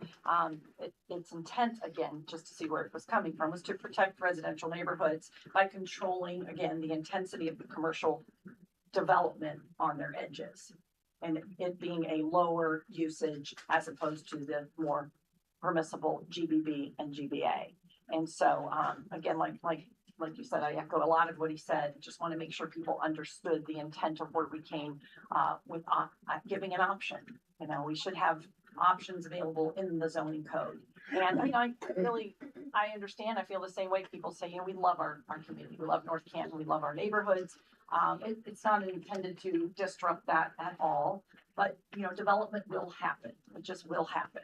And this was just another tool in the zoning code to, again, serve as a transitional buffer between the residential neighborhoods that are on the edge. So that was the intent of it. Would you like to add anything there? I think I just reiterate that it's creating a category. It's not creating a specific place. It's not committing to a map. It was part of our 2023 master plan, so I invite you to revisit that. And it was unanimously given back to us from the Planning Commission without comment. So I do want to reiterate, it is not spot zoning. The zone doesn't exist. So there are a lot of falsities that are being perpetuated here. I invite you to revisit it and listen to what Jason said, because that's a great recap. It's a category only right now. That's it. anything that goes back is going to go again to the planning commission, correct? Yeah, that's actually, And then approved by you specifically for any specific spots. that is what I briefly raised my hand for, because you and Catherine just reminded me there was one other thing I wanted to add, and that was more for the benefit of everyone here, just on the process. So, this is a text change. It creates a thing called neighborhood business district as an option. In order for there to ever be a neighborhood business district, I just wanted to briefly outline what the process is. So that would take a request to the administration, either from the administration or from city council or from a property owner, to rezone, one or more properties. That would require rezoning, obviously, and a map amendment. So amending our map at that point, it really would be similar to the process that's before us tonight. It would come to city council. It would be kicked over to the planning commission to review and comment on. It would come back for a public hearing, just like we had this evening. And then it would ultimately be up to city council for an up or down vote. It can't be passed on emergency. And so any one zoning district of this category, each and every one would have to come through the exact process that this zoning text change is coming through planning commission and then city council. One final thing I forgot to mention, or might have forgotten to mention, every single use in that neighborhood business district that isn't single family residential is a conditional use. So that we added that as one based on some comments that we received at the planning commission meeting from some council members, from some residents. We added that as an additional safeguard that any given use, whether it's a bed and breakfast or a law office or an accounting office or whatever it might be, that would have to come for specific conditional use approval at planning commission. So you probably hear what I'm saying, that there are a lot of processes embedded in this, and hopefully that's somewhat reassuring to people that on a whim, something just can't be easily rezoned in this category and end up with a use that's not compatible with neighbors. I believe we added that to the Yeah, list. it was Right. Yeah. Who will be grandfathered into this? No one, because it doesn't exist. Even like the current bed and breakfast and Airbnb? They will retain their existing zoning. Mm-hmm. Yeah, it would, when I say no one, I mean no one under this new district. So like Liam just got at, if they're in whatever zoning district they're in, they're grandfathered within the context of that zoning. Say they're in Main Street Right. Center, that's not a good example because it isn't allowed use. But if they were somewhere where it wasn't allowed, they're grandfathered in, and until it would change use. And then why did you keep it like, so I start up a neighborhood business and pass everything. And then I sell my house. Why did you keep it? It should go back to where it was before. If I understand your question, I think there are two different concepts. So one was mentioned earlier in the public hearing where we have some regulations on home businesses. Right. They're currently already on the books. That we think of. I mean, there's hundreds of home businesses in town here. Right. But I just wanted to communicate that there's a process for regulating that, and that is more pertaining to that specific owner and that business. The neighborhood business district, it's an actual, if we ever implemented one and changed the map, like all zoning categories, zones, it is it's a geographic feature on the map, and it would stay in place until city council decided to change it. So just like any of our other zoning, Main Street North or our multifamily apartment zoning, it doesn't change unless city council changes it. I just think we're a little early with all the things that, we have a middle school, what will we put there? We have, Orchard Hill, stuff of that nature. I just think you're a little bit early on this. So, are you John? Because I had a question Yeah, from legal that came up in there. So you had mentioned spot zoning, it was brought up earlier in the meeting. I would like to hear from legal, does this in any way qualify as spot zoning by enhancing an individual property's value? No. Okay. This spot zoning is when you rezone one particular parcel in a manner that is completely inconsistent with all the parcels around it. I also want to highlight, it's not actually illegal. It's just frowned upon. It's bad planning practice. So it would be like an instance where you have an entirely residential area and smack dab in the middle that you decide something should be in an industrial zone. That would be spot zoning because it's wildly inconsistent with the nature of the zoning around it. All this legislation does is create a zoning category. It doesn't rezone any actual properties. So in order for something to be spot zoning, you actually have to rezone a property inconsistent with the area around it. And this legislation absolutely does not do that. If somebody were to then want that neighborhood business, are they asking for spot zoning? Probably not. And again, that would have to go through a process in front of planning commission and this. And if it was something that reached the status of spot zoning, that'd probably be something that planning commission would reject even before it got to do all, or this council could usually reject. If the neighborhood business designation was completely incompatible with the surrounding zoning characteristics, that'd probably not be a good land use. This just gives us the option to even consider this as a zoning category at all. Any rezoning would still have to go through that entire process, which is like, you know, it's intentionally meant to be a rigorous evaluation of the land use. Questions? I know. Oh, can we go first? There you go. Okay. I guess I appreciate everyone coming, and I appreciate the phone calls I've received and the conversations I've had. And something that I'm just wondering is, I keep hearing that this is a buffer zone. The intent, I'm hearing the intent over and over and over, is to basically create this buffer zone close to Maple and Main, or on the arterial, which is arterial or collector streets. Is that what you said, Jason? Yeah. So I'm just wondering, I feel like it would be far more reassuring to our community if that was part of the code. Is that something that we could say that if we were going to have a neighborhood business for someone to apply, they would have to be next to a GBB or a GBA or the Main Street districts. So it really does serve as a buffer, since we keep using that word, the buffer between, or does that not make Something sense? to the effect of adjacent to Yeah. nearby existing commercial Yeah. use. Yeah, maybe, I think I hear what you're saying, that have some somewhat prescriptive text Yeah. in this text amendment that would say, neighborhood business district shall be, or Yeah. something to that effect, located. I think that is something that might make a lot of sense, especially if there are concerns about how will it be applied in the future by future administrations or Right. future councils.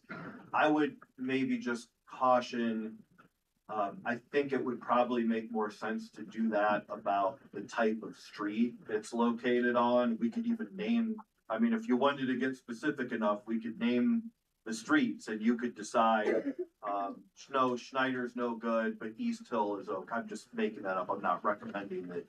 But I would be a little more cautious about maybe being too prescriptive about where it's located next to, not because that's not a good idea in the sense that like we've said many times, we want it to be a transitional zone, but land uses can change or zoning categories can change, and we might not be able to accurately account for every single transition between one zone and another in the city.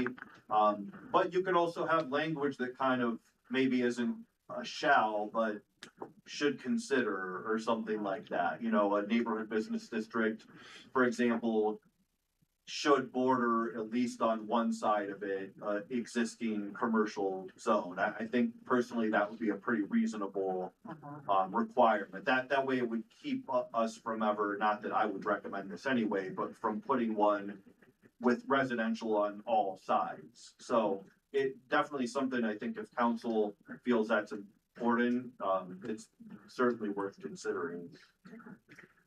I agree. Can I ask, it's related to hers? Okay. So in this idea of buffers and about the idea that Member Wyrick is talking about, that maybe it's adjacent to GDB. Currently, the way things sit right now, are there any restrictions in business zoning on where within business zoning a business can be located? In other words, does it have to be within the central part of that zone, or could it be right to the edge? And could that edge potentially border a residential zoning area? Yeah, that's a great question, and it absolutely could be anywhere. Now, when I say anywhere, with the caveat that there are all sorts of zoning rules on the setbacks and the placement of the buildings, but you're right, if it's a large, say, general business B zone, it could be on the very edge of the zone next to a single family house, it could be in the middle, it could be anywhere in between. And almost by definition, in any city, you're gonna have it's inevitable that you'll have a spot where commercial zoning ends and residential zoning begins. So, yeah. You done, Joe? I am sorry. Okay, that's all right. I kind of want to bring something up and dovetailing into what she said as well. And I'm trying to think of exactly how to word this here, or how I want to word this. So we've talked a lot about buffer zones. If there is not a business there now, is that not a buffer zone already? And I guess an example I'll give is Melanie and I have talked about this a number of times, and I don't know if you know where she lives. She lives in a wonderful house on Portage, and she can see a business district from her house. But she currently has what I would consider to be a buffer zone, namely several houses going towards that business district. If we erode away at that, which is potentially what this neighborhood business district would be, maybe the house next to her or the house 2 houses down becomes a daycare, or becomes, you name it. Is that not eroding away at the buffer zone? I think your question kind of gets at, and this is where maybe a lot of the philosophical discussions about city planning come in, is some people, and I don't think there's a right or wrong to this, it's just we live in a very diverse society with a lot of diverse viewpoints on what's the preferable living option. So some residents, with all the justification in the world, value being away from commercial development. You know, they feel like I'll get in my car and drive to it if I need to get to it. Other residents might value more being able to walk to the retail, or even living right next door to it. So I think when you're thinking about districts like this and whether to create one, it's kind of gauging each community and each neighborhood and the context, and it doesn't make sense, because I think to your question, Councilman McLeister, yeah, I think a lot of residents understandably want to have some sort of a residential buffer before they get to commercial activity, but be close enough, like in your example, to walk to it. Whereas other people, they might want to live in an apartment building with a dry cleaner next door or something like that. So it's, in my opinion, it's about creating opportunities to maybe have transitionary zones, but respecting the desires of the community to have, you know, different sorts of buffers between residential and commercial development. So to take to your point there, where people may choose where they want to live, maybe I want to live next to the dry cleaner, as you suggested. Melanie and her husband have lived in that house for quite a few years, and they could have made that decision when they moved to North Canton years ago, that they wanted to live next to that business district. And while they are close, there is a buffer there, but now we're not giving them that choice by, again, I just don't see, I feel like this is a solution looking for a problem. I've talked with a number of different residents, some of them are here, and more, I've talked with more of the folks who just came tonight, and I haven't found a single person who's in favor of this. And I think, I might have heard you say a moment ago, something about listening to the residents. I mean, I like to think that I'm listening to the residents. So I, for one, I thank you guys for the work that you put in on this. I think the other elements about, you know, the data centers, marijuana dispensaries, I think that's great language in there. But I'd like to see this neighborhood business district removed. If I could add just one thought to what you said. Whether there's a neighborhood business district zone or not, that's ultimately up to council. But the scenario you outlined, that won't go away. I mean, when we have commercial zones in our zoning code, for example, the Main Street Business Districts zone in the future someone could propose expanding it. Or someone could propose creating a GB or general business zone. So that's not to argue, that's not to say one way or the other whether we should have neighborhood business districts. Maybe the conclusion ultimately is that we shouldn't, but I just wanted to communicate that problem you're describing doesn't necessarily ever go away in discussions about zoning and one reason why we thought the tool might make sense is right now for someone to propose a new business district, the only recourse they have is to propose a general business district. And so if you take, I don't know, I'm gonna use a real world example, a property like Fieldcrest. So there's been a lot of discussion over the years. It's kind of a square peg in a round hole. And is there a way to maybe have it be more of a commercial use, but not too commercial to protect the neighborhood? Or I'm not proposing that it should be a neighborhood business. I don't think neighborhood business district would make sense there, but I'm just trying to explain that there is some wisdom of having transitionary zones that are not one thing or the other, because if you did use the example of Fieldcrest and someone wanted to create a business there, the only option they would have is to request GBA or GBB. And if it went away someday or it sold someday, somebody could put a giant eagle there, which would be a good argument to never allow. I would never recommend to you that you put that zoning category there, but that I just wanted to illustrate that we wanted to try to find a category that, yes, it'll allow a bed and breakfast or a dentist's office. No, it won't allow a grocery store or more intensive commercial use. Like you guys said, maybe ultimately you come down on the side that this is premature, it's not the right tool, but that was the thought process behind it. I'll just add to it, to what you said. And again, we are not in any way trying to compel or lobby for this legislation. We're just trying to give you the options. And Jamie, you said it seemed like a solution to a problem, but we talked a lot about it being more of like, our thought process was better to have and not need than to need and not have. So that's where we said, in a situation like Jason just explained, we wouldn't have any other recourse to provide, that buffer zone for the residential area.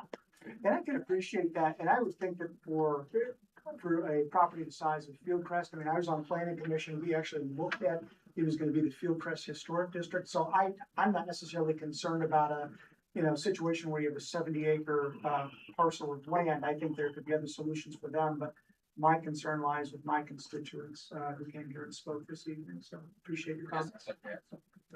Yes.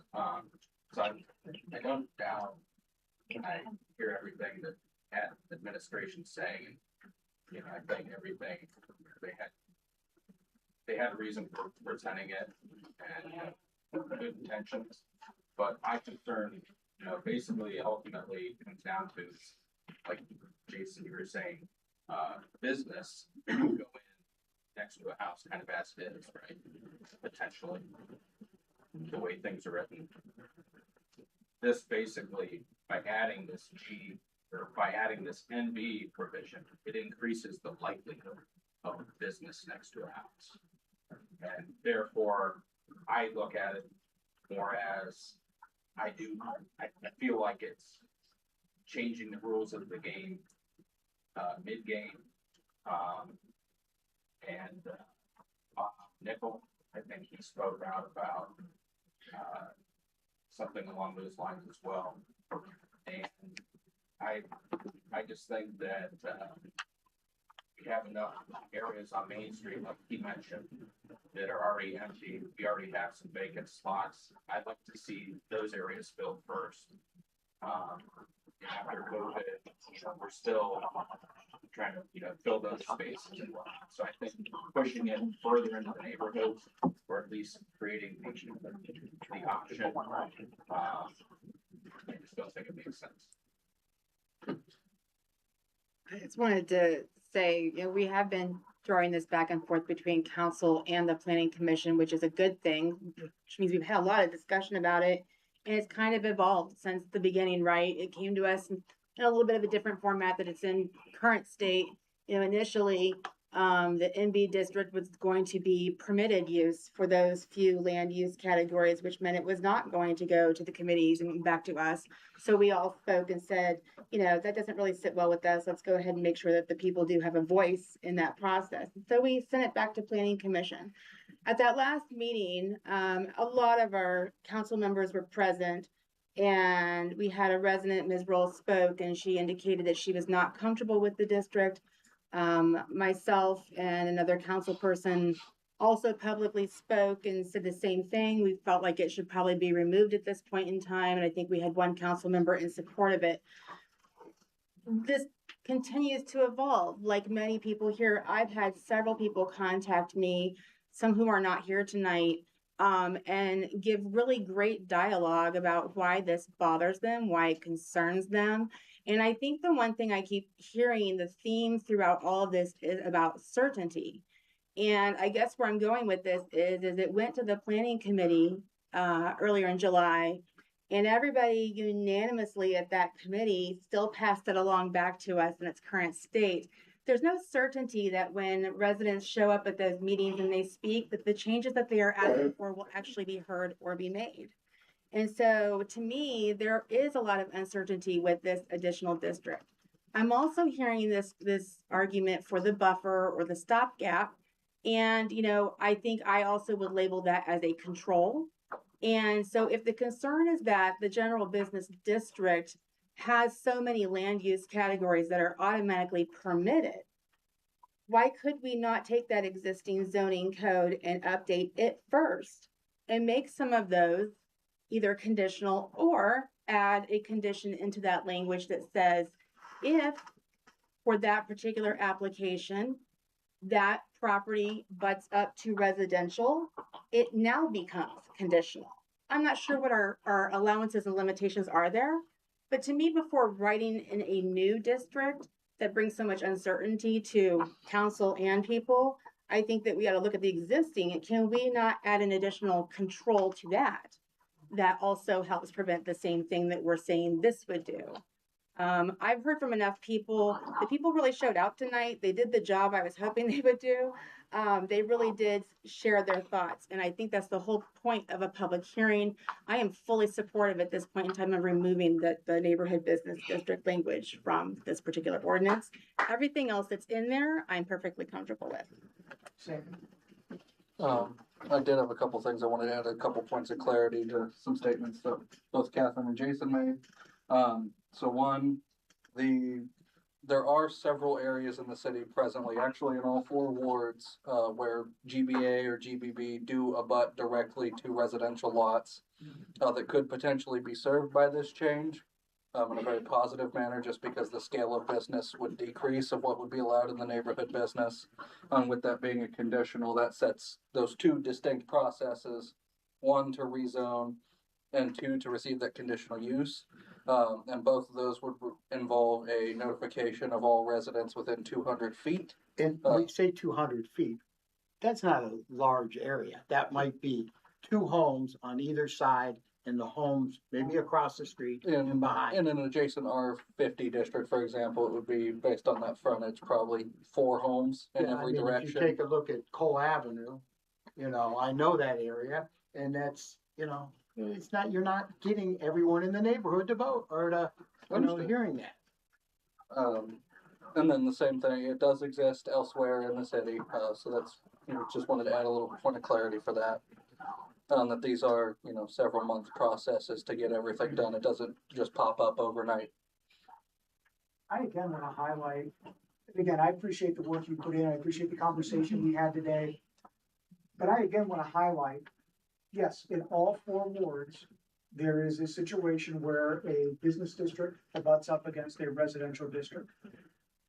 And yes, it might be a hard delineation, it might be a hard change, but you're not gonna make that change any better by going further into the neighborhoods with businesses, however, low impact they may be.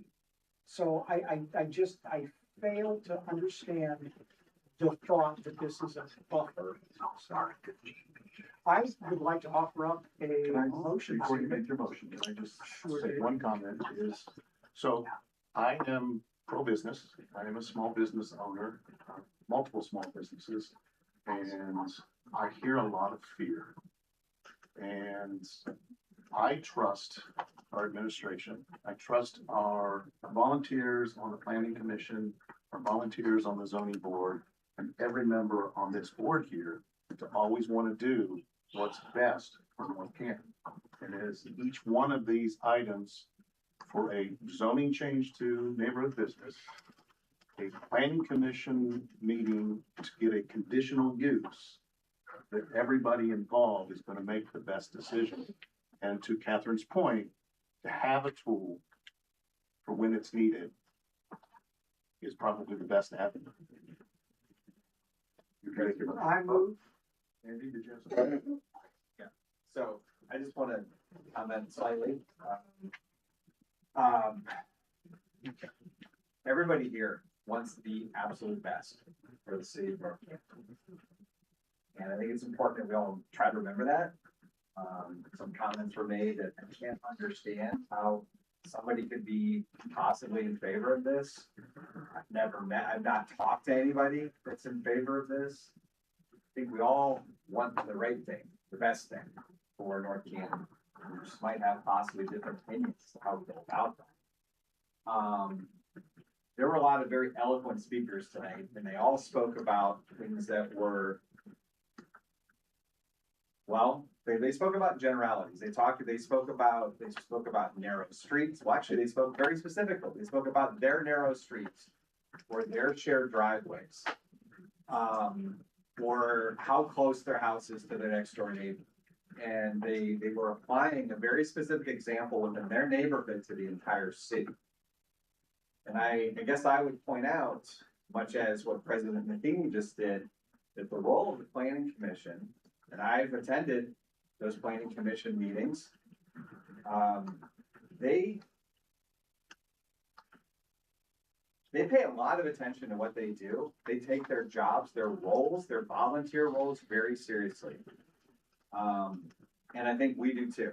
And I would just point out that we put guardrails on to basically prevent somebody or one person making a sweetheart deal with a family member or a friend. We put guardrails on there. So I obviously appreciate everything that people are saying, and I think I can count and know where this is all going.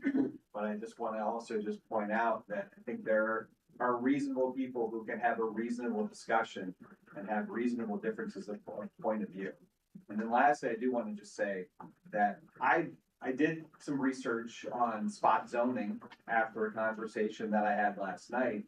And spot zoning is not automatically illegal. And but it is when it is capricious and arbitrary. And the fact that it's across all areas of the city, frankly, makes it not illegal. Now, if we reject it for other reasons, then that's fine. But this isn't spot zoning. And I think our law director pointed that out very eloquently. So, thanks. As a former chairman of the planning commission, I just want to point out that I have the absolute utmost respect for those gentlemen. I served with several of them, but I think that we use the term, Jeff, guardrails. It is the position of council to provide the direction and the ordinances and the guardrails within which they operate. And so I think that is nothing more than what we were doing right here. So with that, I would make a motion to pass ordinance 16/2026 with an amendment to remove neighborhood business district. Wait, by point of order, I think we have to make the amendment first. Okay. So Then I the motion would- would be to strike all mention of neighborhood business district. I would make an amendment that we strike all mention of the neighborhood business district as my motion. Second. All in favor? Aye. Opposed? Nay. Aye. So we had Roll call. Roll call vote? Yeah. Okay, so the amendment is to remove neighborhood business I don't wanna do that. from the ordinance. Will you do a roll call vote? Member Pierpont. Can we please restate the, So the motion on the floor is to strike all mention of neighborhood business from ordinance 16/2026. Take it out. In favor would be to remove, against would be to keep it in. Correct. So I'll start. Member Pierpont, yes, I am in favor. member Orr, I'm in favor. member Wyrick, Nay. member Matheny, No. member McLeister, Yes. member Pratt, Yes. member Stocker. No. 4 in favor, 3 opposed. Motion passes to remove NB from ordinance 16/2026. Can I get a motion to adopt the first reading of ordinance 16/2026 as amended? So, Can I get a second? All in favor? Aye. Opposed? Motion carries. All right, moving on. 8B. Resolution 32/2026. Mr. Otley, please read the title. A resolution in support of accepting the 2026 Parks, Recreation, and Open Spaces Master Plan. Ms. Wyrick. Okay, so this is the second reading of the resolution to accept the Parks, Recreation, and Open Spaces Master Plan. Over the break, administration and our consultants have made several updates in response to questions and concerns raised by council, including additional language regarding the Hoover Recreation Complex, the Arrowhead Golf and Event Center, additional stakeholder information in the appendices, and clarification about the methodology of the community feedback that was collected. I really appreciate all of the work that went into that. You guys were working hard over break. I think we were as well. I do appreciate that.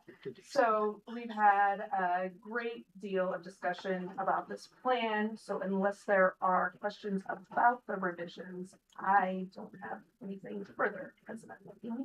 Administration have anything to add, Mayor? I don't, I think we covered all the, changes adequately.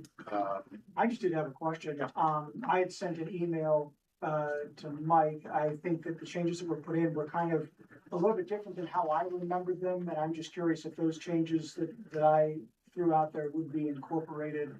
I mean, obviously not tonight, but, are we moving forward with them as I suggested or no? Yeah, the changes in the pros plan would reflect, placement of the objections regarding Arrowhead and Hoover under each, section for each respective park. Okay. The table in Appendix C, it referenced the percentage of resident versus non-resident, participants in the survey that was moved to the, executive summary. So that chart will appear twice, in the plan. Executive summary will remain in the appendices. Stakeholders were also included, in the updated plan as well. In a reference to the current lease agreement that we have with North Canton Little League for the Hoover Recreation Complex, was inserted under the Hoover Rec Complex recommendation. So all of those are being added to the plan, and when it's received, I'll send it off to all of you. When did we send it back? Did we send it back to them, last week, I heard? It was Friday, I think. Yeah, well, yeah, it was a back and forth, Mr. Moore, back and forth. Okay, well, we were on break for 3-4 weeks. Why couldn't it have been sent sooner? The problem is we have 7 people of council that view the master plan all differently. So when we make one change, it's not acceptable to everybody. It is a moving target. But why It's was very it sent on Friday or Thursday? That's why. No, Well- I received it, Mr. Orr, I received it, last week, and then I had additional, comments from council, so I can tell you that I had actually sent it 2 or 3 weeks ago Okay, to the consultant, okay. and it took them some time, and then I sent it back out to you all, and then I had additional feedback, so it was a back and forth between myself, you all, and the consultant. Plus, you know, Multiple you points were of sick too, communication, so. that- Unfortunately, I was out Yeah, for a so little that, while. Yeah. I understand. He was very quick to respond to my particular request for an additional remark in there, and so I appreciate that. And I understood that would not be present tonight. Do we think that we'll have it back by the third reading? You will, yes. Okay, Okay. all right, perfect. And Thank I you. also want to thank Mike. We had a wonderful conversation on Saturday on the portico at the Main Street Festival. So thank you for the additional clarification in that conversation. Thanks. Okay, correct. Sorry. Okay, so where are we? Sorry, everybody, sorry, everybody. You're good. I would love to make a motion, but what number am I making? Thank you. I would like to make a motion to adopt the second reading of ordinance Resolution 32. resolution, say it. 32. Thank you, 32/2026. It's right here. I will second that. All in favor? Aye. Opposed? Motion carries. All right, moving on to new business. A motion to suspend the Council Rule 23 to allow for consideration of all items from the preceding committee of the whole. Motion. Can I get a second? Second. All in favor? Aye. Opposed? Motion carries. Liam, will you please read the title of ordinance 38, 2026? An ordinance authorizing appropriations for current expenses and other expenditures for the period beginning January 1st, 2026 and ending December 31st, 2026. Mr. McLeister. All right, we spoke about this, it seemed about like 3 hours ago, although I know it wasn't that long ago, and I'm quite confident that we've had no changes. Okay, so, with that, I pass it on for you, I'll make a motion. Motion to adopt the first reading of ordinance 38, 2026. Second. All in favor? Aye. Opposed? Motion carries. I need a motion to suspend the rules of council requiring 3 readings. Motion. Second. All in favor? Aye. Aye. Opposed? Motion carries. Is there a motion to adopt 38, 2026 under suspension of the rules? So moved. Is there a second? Second. All in favor? Aye. Opposed? Motion carries. All right. Ordinance 39, 2026. Mr. Ott, will you please read the title? An ordinance establishing Chapter 149 Parks and Recreation Advisory Board of the codified ordinances of the City of North Canton, thereby establishing the Parks and Recreation Advisory Board for the City of North Canton. Ms. Wyler. Okay, so we just discussed this in committee. Anyone have anything further? I'd like to add one thing real quick. So Okay. if anybody listening out there tonight has an interest in being a part of the advisory board, contact one of us, because we're looking for people that are willing to fight for everything that they want in the park system. So we invite you to apply. Will we use our online application process They like should we fill do? out the normal board And we'll put a commission. notification out with some sort of a deadline to apply. So once the board's actually created, I'll add that in the Okay. OpenGov fields that people can fill out. Perfect. In the meantime, before that goes up, just because the code's not established yet, if Yep. somebody reaches out to you, put that on your list, and then Got it. once that's updated, have them apply. Thank you. I'll make a motion to adopt the first reading of ordinance 39/2026. Second. All in favor? Aye. Opposed? Motion carries. Ordinance 40, 2026. Mr. Ott, will you please read the title? An ordinance amending chapter 373 bicycles and motorcycles of the codified ordinances of the City of North Canton to update provisions of the chapter and correct inconsistencies with the newly established regulations and declaring the same to be an emergency. Ms. Pierpont. So again, this is just correcting a few inconsistencies, bringing it a little bit more closely related to the new chapter 372 with e-bike language. And really, that's just all that it is. Okay. Is there a motion to adopt the first reading of 40, 2026? So moved. Is there a second? Second. All in favor? Aye. All opposed? Motion carries. I will make the motion to suspend the rules of council requiring 3 readings. Can I get a second? All in favor? Aye. Opposed? That motion. And finally, can I get a motion to adopt 40, 2026 under suspension of the rules? Motion to adopt? Is there a second? Second. All in favor? Aye. Opposed? That motion carries. Okay, we're going to skip 9D. We've sent that back for more work. Recognition of public for topic under city authority. Will you please read the preamble? At this time, members of the public who have signed up to address City Council will be called to do so. Each speaker will be given 5 minutes. Speakers shall be called in the order they signed up. During this section, comments shall be limited to items reasonably under the city's authority. The rules for speaking and the speaker's time will appear on the screens. After you have finished speaking, please remain at the podium to answer questions from the officials at the dais. When you go to the podium, please state your name and your address. First on the list is Helen Norris.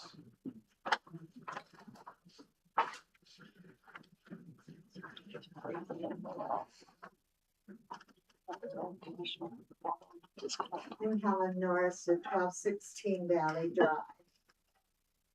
And good evening, Mr. Mayor. Good evening, City Council. Good evening, audience, and good evening, senior citizens. And the reason that I'm here this evening is to talk about our senior citizen program. And it's a very wonderful program.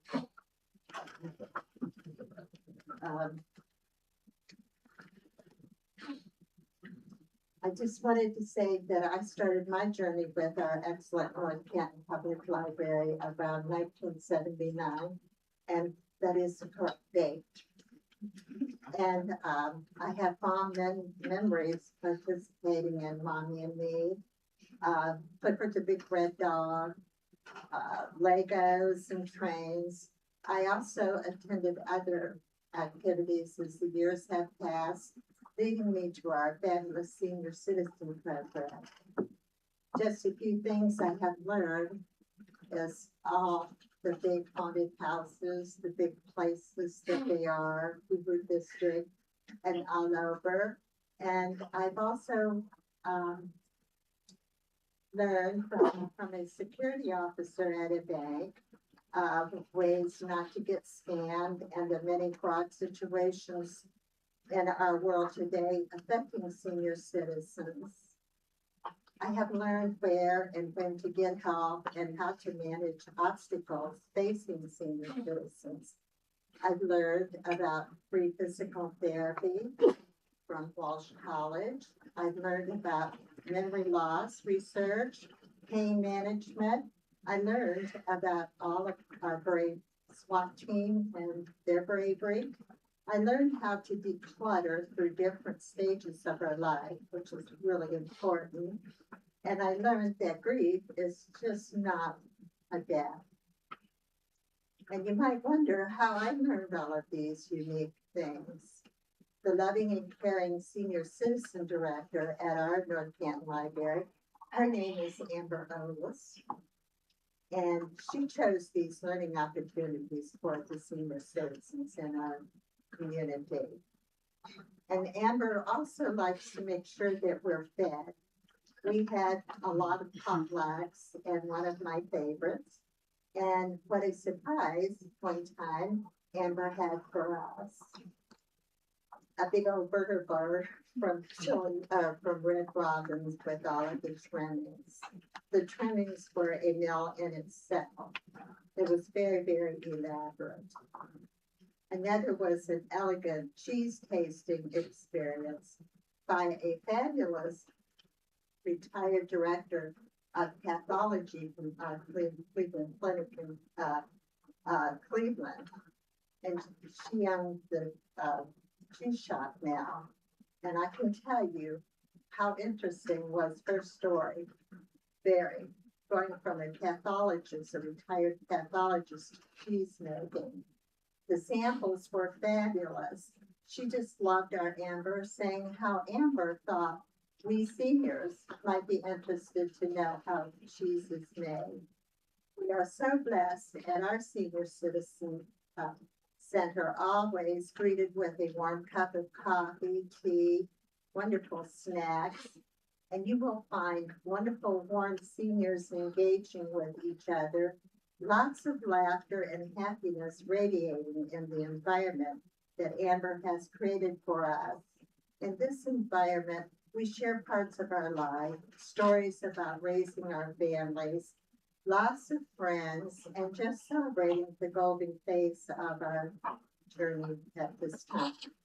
All of these experiences are provided to the senior citizens free from the North Canton Library and the creative program that Director Amber Otis works hard to provide and obtain for us. And we warmly thank you, the library and Amber. And in closing, I just want to say something. I have met many people during my journey, all types. Some are heroes, but you know what I've learned? Heroes are wonderful, but if you are lucky, you will see a glimmer or a shine like a diamond radiating from a person, just a little bit more special. And we have that shine and glimmer like a diamond in our senior director from North Canton Library. And her name is Amber Otis. I'm not saying nothing else. Thank you. I just want you to know that it's the best. If you ever have an opportunity, you would have a wonderful time just to come and watch or eat or see the joy that has created for senior citizens, because sometimes it's not really easy to be a senior citizen because you get sad or you're lonely. You're not there. Yeah. Thank you so much for speaking. Thank you. We have questions. I have a question. Oh, What's the age range? yes, can I go? Yeah, I mean, listen, you have your burger bar. I like cheese. It's joyous. It's just joyous. And the people, what are the ages? Yeah. Any age you want to come. If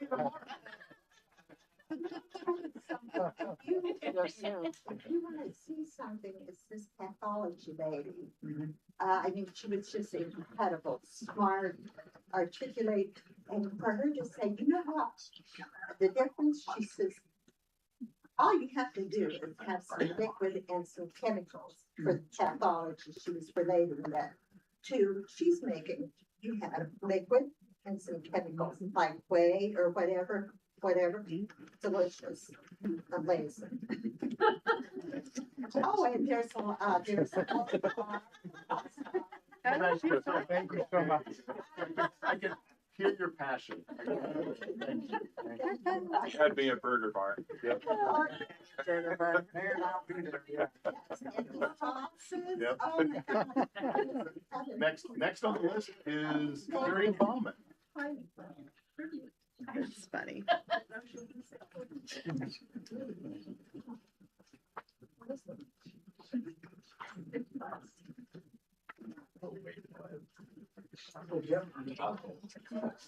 Area Hopping, 320 River Avenue. Currently, 25% of the residents of the city are senior citizens. We need to look to the future when that percentage increases. And I want to say thank you to the library for stepping up and running the current program. Some changes to consider for when this percentage increases. A designated building for the senior program, perhaps the current EMS building. Put the program under the Parks and Recreation. Expand the program for more than 8 hours per week. And expand the activities offered. And I just want to say, I do not attend the senior program because I still work.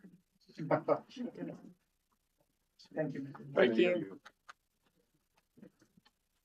Next up is Pat Patterson.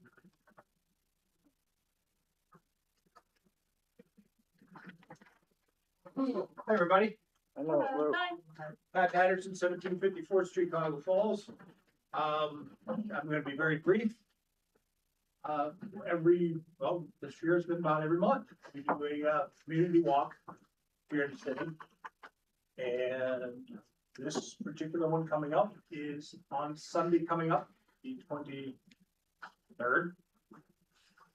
I almost had to get my toes out too. 23rd, 8 a.m. we will be meeting at the Hoover Recreational Complex, the ball fields, over on East Maple Street. We're gonna go back, we're gonna go onto the Hoover Trail, we're gonna walk along there. Come back down around like where the Starbucks is. Come across East Maple, go back to the recreational area. Have some snacks, have some fellowship. The cool thing is, you know, just get people together, talking about whatever. Jeff's a regular attendee, Matt's a regular attendee. Catherine's come out once or twice. So everybody's invited. There's no dues, there's no fees, it's all free. The food's even free. So 8 a.m. recreational area over at Hoover Park, right there at the parking lot of the baseball fields. Doug Wechter joins us a lot of times too. So really cool. Grill me. You said food, we talking burger bars? I was just gonna say that, Jamie. That's You know what? I don't remember getting I any. didn't get on my soapbox. No, last month we had a $40 dozen of donuts. And then this after the walk or before? Very sort of. Those balloon donuts Oh, yeah. were $4 a pop, and they didn't even have cream in it. I can verify that. Yeah. There's no cream in it. $4 a pop. I'm outraged. Thanks for the idea. Thank you so much. All right, let's move on to department reports. Mayor Stroya, would you like to follow that? You got me a good drink there. Thank you all for coming out. This was a good turnout. It was a good debate. I understand the hesitation and what is going through everybody's mind on the business district. I do encourage people to dispute the falsities that do go around because it's not spot zoning. I mean, it's very clearly not. So I do get a little upset when things like that get perpetuated, but yeah, that's okay. It was a good debate, and if we're not ready for it, we're not ready for it. That's why you guys make the decisions that you make. So I'm just glad that you guys had a good conversation about it.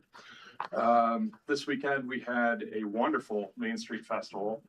Great weather, good turnout. I had a great time. Hope everybody did too. Appreciate the feedback on the pros plan, and I think we're at that level where it looks like everything's going to be agreeable and a plan that Mike is willing to able to work on and use successfully to obtain us grants for future parks. I'm really excited also about the advisory committee for the parks as well. So thank you for bringing that back and managing that. And again, anybody interested, please reach out. There's a lot of things to fight for the parks coming up. So I'm looking forward to getting that going. I think that's all I have. I was going to tell you that I had a presentation, but I know you guys don't want to hear that right now. But yeah, thank you all for coming tonight. Thanks, man. Okay. Thank you for having us. Please come and join us. I'll be there for the burger bar. We get the email still. Ms. Molnar. Okay, Floor is yours. I'll make it brief since we're after the 9 o'clock hour here. I sent council an update sort of operational things, but since we have so many people here, I have 3 numbers, 9, 7, 11. 9, we have hired 9 new hires over the past couple of weeks. I just wanted to say, you know, with our fire, EMS, and dispatching emergency services, we supplement with a lot of part-time people. So we hired 6 people in fire and 2 dispatchers part-time, and then we did have 1 full-time person we hired in the street department. So we recruited, interviewed, and onboarded 9 new people. Welcome them all to the city. I'm not going to mention all the names. 7 is the number of new businesses that have opened or relocated recently. I thought I'd mention that. If you're driving around town, you'll see up in the old Dairy Queen in North Main, Faux Lee's Vietnamese restaurant, Southern Charm Eateries going in the old Wendy's on North Main. There's a new therapeutic massage in the professional building at 1206 North Main. Time to Dance dance studio, been North Canton for over 20 years on the south main end, decided to relocate up to the north main end. They're also in the 1206 building. Going in there in progress is another pizza place. Chicheco's Pizza's coming in, and they're right good. near that is Domino's in progress, the old CFP Bank. And then on Maple down by Claremont, New there's a new bank? dog grooming business at 825 East Maple. So that's, you know, a lot going on. That's 7 new businesses. And then 11 is Arrowhead. Well, number 11, and many of you heard we're putting in a well in Arrowhead, and so the Ohio EPA has officially approved that, and we're just awaiting some electrical components, and once we get that in, then, you know, we're gonna have that getting up and operational. And I plan to have our water distribution superintendent, water street supply superintendent, Chad Martinez, to come in a future council meeting to give you more update on that and a few other things in the water world.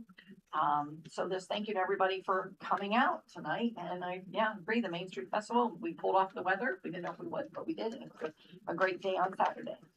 Thank you. Thank you to the chamber as well, because they did an awesome job. I'll be brief as well. I really appreciated the presentation from the library tonight. It's a great resource for the community, and I'm very confident that it will be worth the wait to have that renovated facility. And I appreciate everything they do. And I wanted to thank everybody else who came out and all of you for, that's probably one of the most civil discussions of a land use topic I've ever been involved with. So that was very good. Appreciate it. Akron wasn't that civil? Yeah, I've got some scars. Thank you. If you've ever been to the Civic Center on Tuesdays and Thursdays in the morning, early afternoon, yes, there's a number of seniors here. Very active, very active group. So many thanks to the library for providing that service to our senior citizens. We'll be starting conceptual design work for Rotary Park, the improvements. We did receive a $50,000 gift from the state of Ohio Capital Fund. So we're moving forward with some concept designs for Rotary Park. On the heels of that, I'm actually, Catherine had forwarded to me another grant opportunity that Jennifer and myself will be working on, submitting a grant application for Rotary Park as well. And then we're looking at maybe a playground replacement at West Park. So working on several grant applications right now. It's a big story. Excellent. Thank you. Welcome back, everybody. And while you were on break, we started budget. So my favorite time of the year. We always start that August 1st. So the departments have added their budgets into OpenGov. We are still using that platform. And we have departments had meetings. We started last week. We go through this week. And we'll file everything and finance will set the priorities and see what fits in the puzzle and the pie. And then we have council budget meetings set for third week of September, I believe. And then it will come to council as a whole document in the beginning of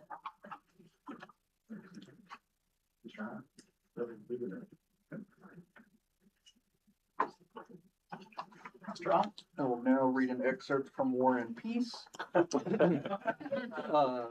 No, nothing too major. I just wanted to give a quick shout out to Annie Wendt, who was our summer intern. She's a rising senior at Kent State. She was with us from May until the early, I think, first week of August.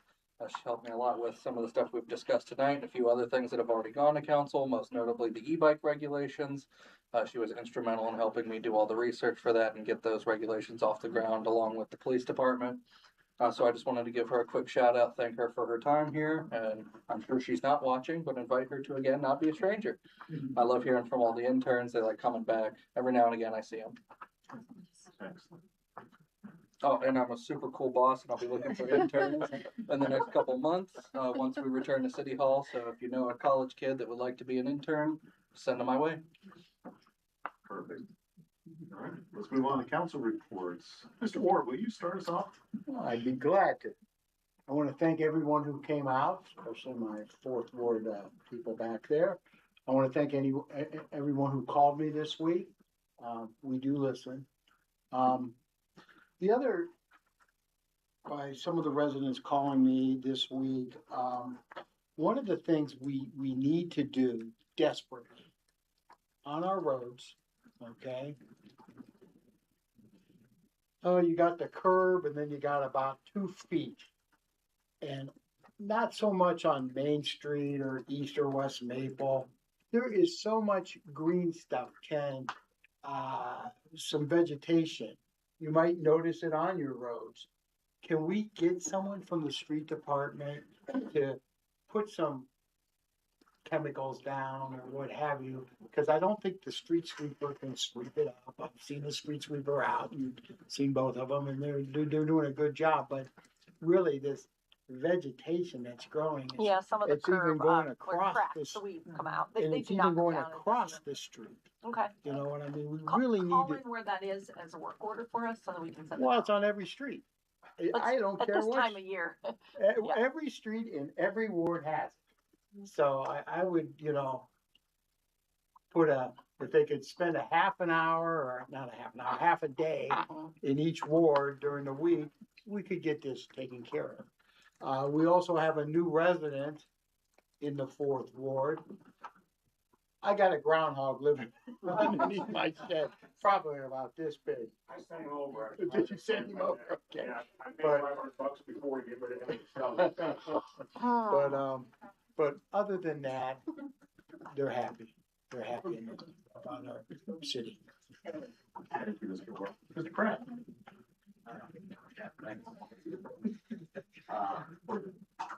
Yeah, this weekend, despite all of the odd weather we had last week with, rain, more rain, it's nice that we're able to get pretty much a full day of the Main Street Festival. I had a conversation with a business owner that approached me and Molly, and I just wanted to shout out to our permits and building department in the city. He was quite pleased with how the city had treated him as a new business up in the Meyer Plaza. I know that a lot of this process is going to be exhausting, and the fact that this guy's experience was so good, there's no way that happened without a good team. So I just wanted to thank those guys that helped them out up there. Probably pretty much all of last year, it seemed to be. So thanks to them for that. Also, just wanted to mention the senior programming. I think it's very important. Hopefully all of us will someday have the opportunity to be in that position, and hopefully those programs are there. Good for them to just have the support of each other, and still be involved in the community. Also, as a former North Canton fireman myself, I just wanted to call out Robert Birch, who passed away after 25 years being a volunteer for the City of North Canton Fire Department. He was also a 10-year school employee, and lived a long life, born in 1937, and was very dedicated to the city, and I just wanted to acknowledge him and his service. Condolences to his family, and thanks for everyone that came out tonight and spoke. Whenever we get a influx of cars in the parking lot, it is exciting because representing the people and listening to the people is what I feel that we're called absolutely to do. And so you guys come in, it really hits home. And I appreciate you guys sitting through 3 meetings and hearing us out. And also wanted to acknowledge Dr. Jew Marco with the Little League. I know he didn't speak tonight, but his presence is here, and I feel it. Not because he was my dentist forever, but he was also the ran the Little League when I was there, and I appreciate his involvement today. And I just wanted to thank him for all of his service there and going forward. That's all. Thanks. Okay, just want to thank everyone that came out tonight. What I would say to actively participate in civic activism in a very positive way. A lot of you spoke to me throughout the week as well as others up here. And then you reached out to your neighbors and you told them about things and you got them here. And I think that's just an excellent example of what we want to see at these meetings. So thank you for doing that. You didn't name them, Catherine, but I will since I chair personnel and safety services. Here's all the folks that we just swore into our safety services in the last month or so. Renee Hively, part-time dispatcher. Bob Paulino Jr., part-time EMS. Justin Hevelin, part-time EMS. Abigail Mata, am I saying it right? Part-time dispatcher. Issa Soto, part-time EMS. Peyton Barnes, part-time EMS. Miranda Ball, part-time EMS, and Cohen Marzilli, part-time EMS. And I would just say congratulations and thank you to their families as well for giving us their loved ones who they're so supportive. You go to those swearing in, you can see how happy they are for them. A lot of them have family who also serve in that same capacity. It truly is a family tradition for them. And then I'll welcome Nathan Upperman, as mentioned, to our streets and sewer department. So we've got more swearing in coming, I think, as soon as Monday. We do. Good stuff. Main Street Festival, real quick. Yes, thank you to the Chamber of Commerce, to the city workers, our safety services. Everybody was out all day, even the night before. Those are some long hours. Thankfully, the weather was fantastic. And I got to talk to a lot of folks too. As Andy said, the gentleman that approached us, you'll have to correct me if I'm wrong, Andy. I think he said he has that particular company in maybe 19 different communities and said that ours was just the best to work with. I mean, it was a big number when he said that to me. So I think that's important to stress. On the senior programming, thank you to everyone that spoke today. I think it's great that we have the services provided through the library. So thank you for that. I think it's also, we've had some great suggestions on how we can additionally grow on that. We're going to have a lot of opportunity to do that with things that are changing, our parks department and a lot of things in the near future. So a great balance of both there. And then here's the most important part about my update tonight. The moms of North Canton are already talking about this. This year, Halloween falls on a Saturday. And so whatever the ball is that we need to get rolling, I'm going to formally propose at some point we move Halloween trick-or-treat to a Saturday instead of a Sunday. There you go. That's what I got. That's what matters to folks. Mr. Soccer. Thank you. Thank you to everyone who came out tonight to witness democracy in action. It's not a spectator sport. It's obviously very important. I really appreciate the people that took the time to speak. It's not always the easiest thing. It's sometimes a little bit challenging. It takes a little bit of courage to do it. So I appreciate it. Specifically, I would like to thank a couple of folks that are here tonight in his role. As well as Mr. Osborne, I think he might have left, but I had very vigorous discussions, one in person, one over text message.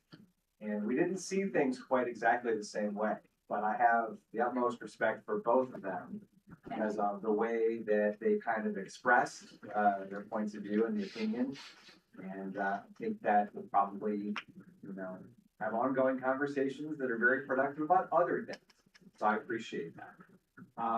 As far as the Main Street Festival, I was very honored to take part of an information table with a couple of council colleagues, as well as some members of the administration. It was a lot of fun. I was there for a few hours and I appreciated it. Due to a prearranged schedule conflict, I was not able to stay for the concert, but I heard it was amazing. And I know that there were, a lot of comments and suggestions about, gosh, wouldn't it be great to have an amphitheater or something along those lines? And I think that's an interesting idea, of course, but as we evaluate all of our current facilities and plan for future ones, I think it's probably very important that we listen to the voices of all of our stakeholders, not just some. Obviously, this is the North Canton Main Street Festival, and the majority of folks that were here were North Canton residents, but we attracted people from all over the area, all over the county. And so we appreciate everything that went in. So thanks to the Chamber, 720 Market, city employees, everybody.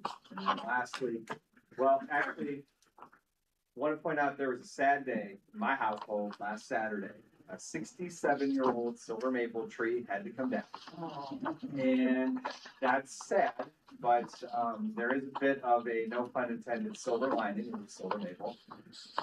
It was diseased and it was dying, and I knew that it was gonna have to come out. But upon the inspection of one Benjamin Ickes, who works for the city of North Canton, we got an arborist out there and it accelerated our process. And so I bring that up because unfortunately, there was an incident that occurred several years ago here in North Canton in the Hard Road neighborhood. And very unfortunately, this past weekend, there was an incident that occurred on Route 30.